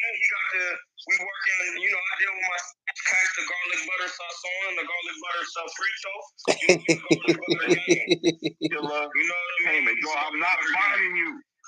Hold on, man. I'm not finding it. It's not one word. Is it one word or not one word? Smash the like button, ladies and gentlemen, you freeloaders. We got over 194 people up in here. Smash that like button. Come on. Oh, we good. Good. Well, you already. Smash that like button. You're freeloaders. You're up on this man's channel getting all these jewels, and you can't even hit the thumbs up. Who raised y'all? Who raised y'all, bruh? Lord. I know y'all gotta feel some kind of way knowing all y'all gotta do is hit that thumbs up and you ain't done it yet. I tried to put my man Low Nose on here, but he canceled my shit. Check yourselves, man. Check your energy. You up on here every day. Yeah, 200+ people on here every day. And this man gotta be telling y'all to hit the like button. Hit the like button, ladies and gentlemen. Hit it. We got HLD in the building. What's goody? What's going on, Papa? How we doing today, bro? Tranquilo. Salute everybody on the panel. For sure. How you feeling? Cooking on Tank's food coming up. Do you know? Yeah, we just trying to figure it out. Just trying to get all the variables. You know what I'm saying? All the intangibles. We trying to get all out the way and see what kind of HLD Coque Energy. Dale. I already see it. Tank is gonna be super favored. I expect them to do the knockout. I expect them to beat the shit out of Frank. Frank is the one who's gonna have to, prove it to himself and to all the naysayers like myself that he's gonna be able to do something. The thing is, just like Mill City just said, Tank seems to be more dialed in right now than he has been ever before. I like that. I like that he's been trying to keep himself in weight and check. He's not a hamburger, away from becoming obese like he used to be. Walking at about 180 pounds. He's right now walking. Diablo. No, man, come on, man. It's the truth. He was a hamburger always away from being obese. Now he's on point. And so, Frank had a good fight with Rivera. Granted, Rivera was compromised on that diuretic and weight train shit, so he had no energy for that fight. But if he could implement that same type of plan and can keep up with Tank, I think it could be a good fight. But I don't think he's gonna be able to. Tank is gonna be on point that night. I don't see. Frank to me is a B- fighter, maybe C+ at best, and he's gonna get knocked the fuck out. As simple as that. So let me ask you a question, HL. Let me ask you a question, bro. What's the biggest what's the biggest factor that's gonna make a difference in this fight, man? What's the biggest factor that's gonna make a difference in this fight right now? Considering everything I said before, I don't know if you heard what I said, but I'm talking about Tank's layoff, Frank's layoff, Tank's illegal issues, distractions, not training in Baltimore supposedly because he can't be in the gym, trying to get out of town. All the things that he was trying to, that he's been trying to do that's gotten in the way of, questionably, why he didn't get into the ring March 30th, right? I don't know. I don't see any of those things. The way that Tank fights, he's already dialed into who he is as a fighter. He's an economical fighter. He doesn't need all the technicalities to put it on you. He just knows how to set you up, 2-3 punches around, and I'm gonna fuck you up. So it doesn't take much to get out of the groove for Tank. He's not. It's not like Look, he gets outboxed. Let's put it out. He gets outboxed in almost every fucking fight. But he knows who he is. He knows what he's got to do to lay it on you. And I don't think it's going to need much to do that with Frank. He's not Frank is not the most skillful guy. I mean, he's not. Now if he's fighting a guy like a Lomachenko, he's gonna need to be on point. He needs that iron to sharpen iron to face a Lomachenko, which is why he's ducked him for 5 years. So I don't see saying. Nah. Energy, let's go. Tank is a selective cherry picking fighter, bro. Yeah, all his life, bro. Lomachenko beat the shit out of Tank. All right, listen. Let's get this debate. Hey, listen, we'll do a debate. We do a debate here, but we gotta let each other talk. All right. Yo, man, my man is over there doing the Britney Spears dancing around with a knife and shit. Come on now. Look at that. That's Britney Spears energy, bro. It's Britney, bitch. Oops, I did it again. You play with my heart. Because when he got in there with Tio, Loma was terrified of power. Devin Haney broke him down to the because Floyd. Devin Haney do shit but lose that fight. Devin Haney, all he did is fucking get a gift. Keep it moving. That was a super gift. One at a time. He's gonna get stopped because they both landed. Now Frank and Loma, that's the fight. Because Loma's not a power puncher. That's a good fight. Tank will stop all them guys, and Loma was small in there with Devin Haney. Listen, he's not as small as people think he is. He like one of them little stocky big niggas. Pause. Like super pause. Super pause.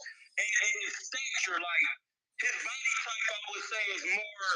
I want to say either ecto or endomorph. He has a short, stocky body, bro. Pause. Like he is not. He don't have to be lifting weights and do all of that. He has to keep his flexibility and his stamina on point. And my man was on point. He's an economical fighter because every fighter in history who's a power puncher, if you look at their box rec and watch them fight, George Foreman didn't throw a lot of punches. A lot of Julian Jackson didn't throw a lot of punches.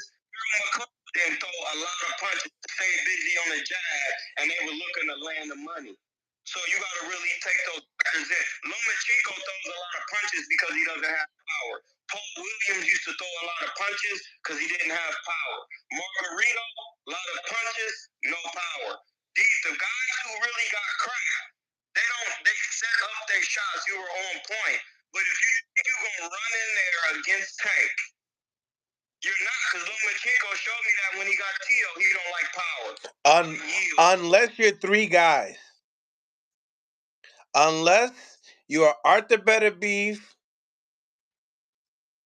David Benavidez, and Subriel Matias. Subriel Matias just turned down with Elvis Rodriguez. Don't do that. Don't do that.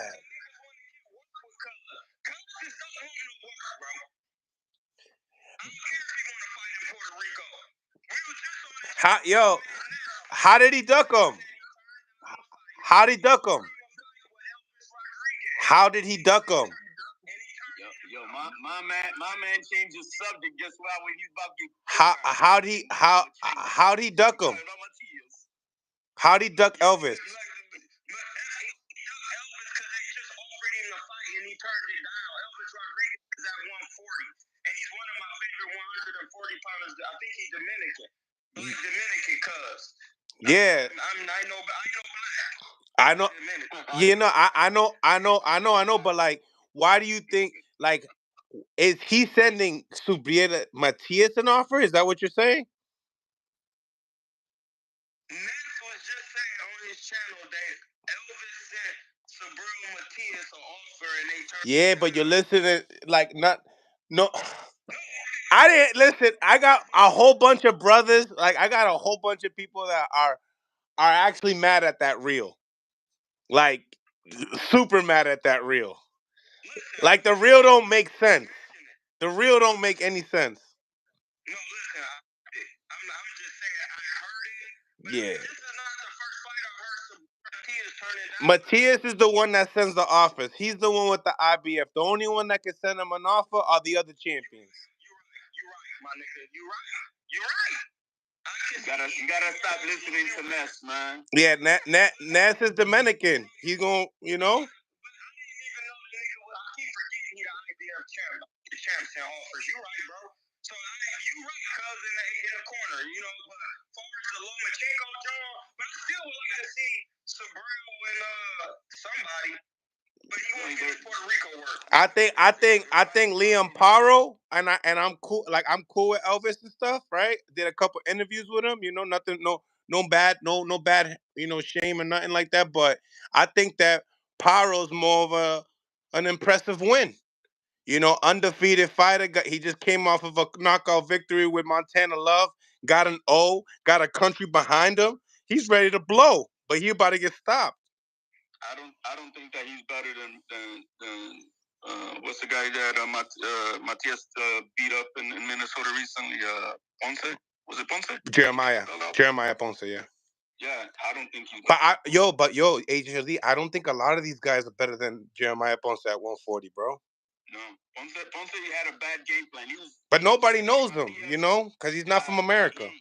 He fucked up in that game plan in that fight. He was beating the shit out of Matias, and then he needed to peel back and then do some boxing in towards the second half. He thought he could bang with him and withstand the power, and he paid the price. And that fight right there can show you a little bit about what a Devin Haney fight was gonna look like. To be honest with you, because Ponce, you see how many punches he threw at Matias that were hard shots. He was fucking him up at the beginning. So he's gonna be able to at least walk through Haney's shit, bro. Like he really gonna walk through his shit, bro. And I can't wait. I'm gonna probably tune in after round 7. After round 7 is when I'm gonna turn the TV on. He ain't gonna fight Ponce, bro. Because that's when the fight starts. At round 7. That shit just is sickening because it's a lot of 35-pounders, bro, that's coming up. And that's why I realized why some people got out of that 35 division and went up to 140. Listen, I was looking at the 35 division, it's that. And now in the 40 division, you can't go anywhere. You're going to have to get some work with somebody. Big facts. Right. I think a lot of people learned the mistake that Teal did at 35 by sticking around too long. They are learning that, it's not worth hanging on when you're just too damn big for the division. But I always said that the 35s just move on anyway, like quickly, because you guys are more talented than the 140s. Talent-wise, I think they're more talented than the 140 guys. The 140 guys, they're all cracking. That's the only thing. And they're all like big. There's no small guys. Besides Regis and Zepeda, there's not really little guys. They're like more 5'9" and up. Right. Now Haney got to fight anybody his size now. Bro, he ain't fighting nobody, bro. He ain't fighting nobody. He ain't gonna fight nobody. He ain't gonna fight nobody of any serious threat. I don't know about that, man. I don't know about that. I think he'll fight Teo, bro. I think he'll fight Teo, bro. No, they might because they think that he's fish food right now. I'd love to see it, but I don't see it happening. Prove me wrong. I don't see it happening. He had an opportunity to get Teo. Did he not? And what he did, decided to fight Regis. Come on now. But it makes sense. I think it made sense. You don't go through the lowest fruit, which is Rolly, which obviously you didn't even have an opportunity because look at what him and Mayweather are going through, right? So that don't make sense to me, Mills. But that's the lowest hanging fruit. Matias had the opportunity to take out Teo and become the top dog, and he ducked that smoke Haney had the opportunity. Bro, he picked up a fight with Jermaine Ortiz mad quick. What you talking about? What you mean I'm talking about? You didn't want the fight. Bro, hey, what did he do right now? We're gonna revisit this, bro. We already we knew about the hand situation, bro. Like we're revisiting this shit right now. Diablo, that was 2 months ago. That was the news 2 months ago. I don't know, is he? Because now circumstances have changed, bro. He got a 5-5. Eddie Hearn is now. It's a 5-fight deal. It's a who said it was? Who said it? Coppinger. I don't know. I'm listening to Panda, and he's over there. I put it on Coppinger like, yo, man. You know, Panda. Carpenter's what? ESPN. That's top rank right there. You know, I told him, why you saying it's a 3-fight deal? Yeah, we gonna listen to Panda. We're gonna listen to Panda. If he said 5-fight, yo. You know what? I think Panda knows more about Subria's career than Subria knows about his career. Oh, I know that for a fact. I told you that already. You don't know what the fuck he's signed. But hey, Matias had an opportunity twice. But I guess Leon Pato is a better fight for him. Just get it. You know what I mean? And we'll build to that, bro. Trust me. Well, what you mean is to build to that? Hey, everybody in the panel, when you guys see the Tio Matias fight right now, do we need a build-up? We need a build-up. Nah, I don't watch that fight. No, that's stylistically, that fight, I wanted to see it. Now. Matias, rest in peace, Maxim Dadashev. He killed him. Yep. You know what I'm saying? Like, he definitely has a gas tank. And he definitely be punching hard enough to get your attention. And that's what, like stylistically, why would we want to see Devin Haney in there? I think Devin Haney's a real Matias. I saw somebody in the chat says that Javante would fight Matias before Haney. I don't know about that. I think Haney will take that work. I don't think Haney will take no Matias. No. I don't think he'll take the work depending. You know, this is why I'm saying it. Because I noticed, and I use technical reasons. I never just say because he's scared. So that way, when they get to running their mouth, I say, and if you watch the tape, I gave a technical reason why your ass don't want that work. It's because you a pillow-fisted guy, and Matias can take shots, and that pressure shit, that breaks blacks for Adams. I said it at the beginning. It's a hard fight for Devin. If Devin is hittable, we've seen that against Loma. And Subriet doesn't do no like wasted movements like freaking Tio and Regis. They be doing shit for no reason. They'll just do something just to do it because they're bored in there. You know what I mean? Subriet ain't gonna get caught in between the shot and just get dropped from Haney. It's not gonna happen. It's not gonna happen. I don't give a fuck how bad his feet you think it is. It's not gonna happen. Smash the like button, ladies and gentlemen. Subscribe to the channel. It's your boy Mills from Mills Boxing, home of the high level pro boxing media. I'm out. Hopefully you guys like this segment. Subscribe to the channel if you haven't subscribed. Become a member. The link is in the comments. Appreciate each and every single one of y'all for tapping in. But we just hit that 2-hour mark. Gave you guys like 7 minutes after that. Appreciate you guys. God bless, and on to the next.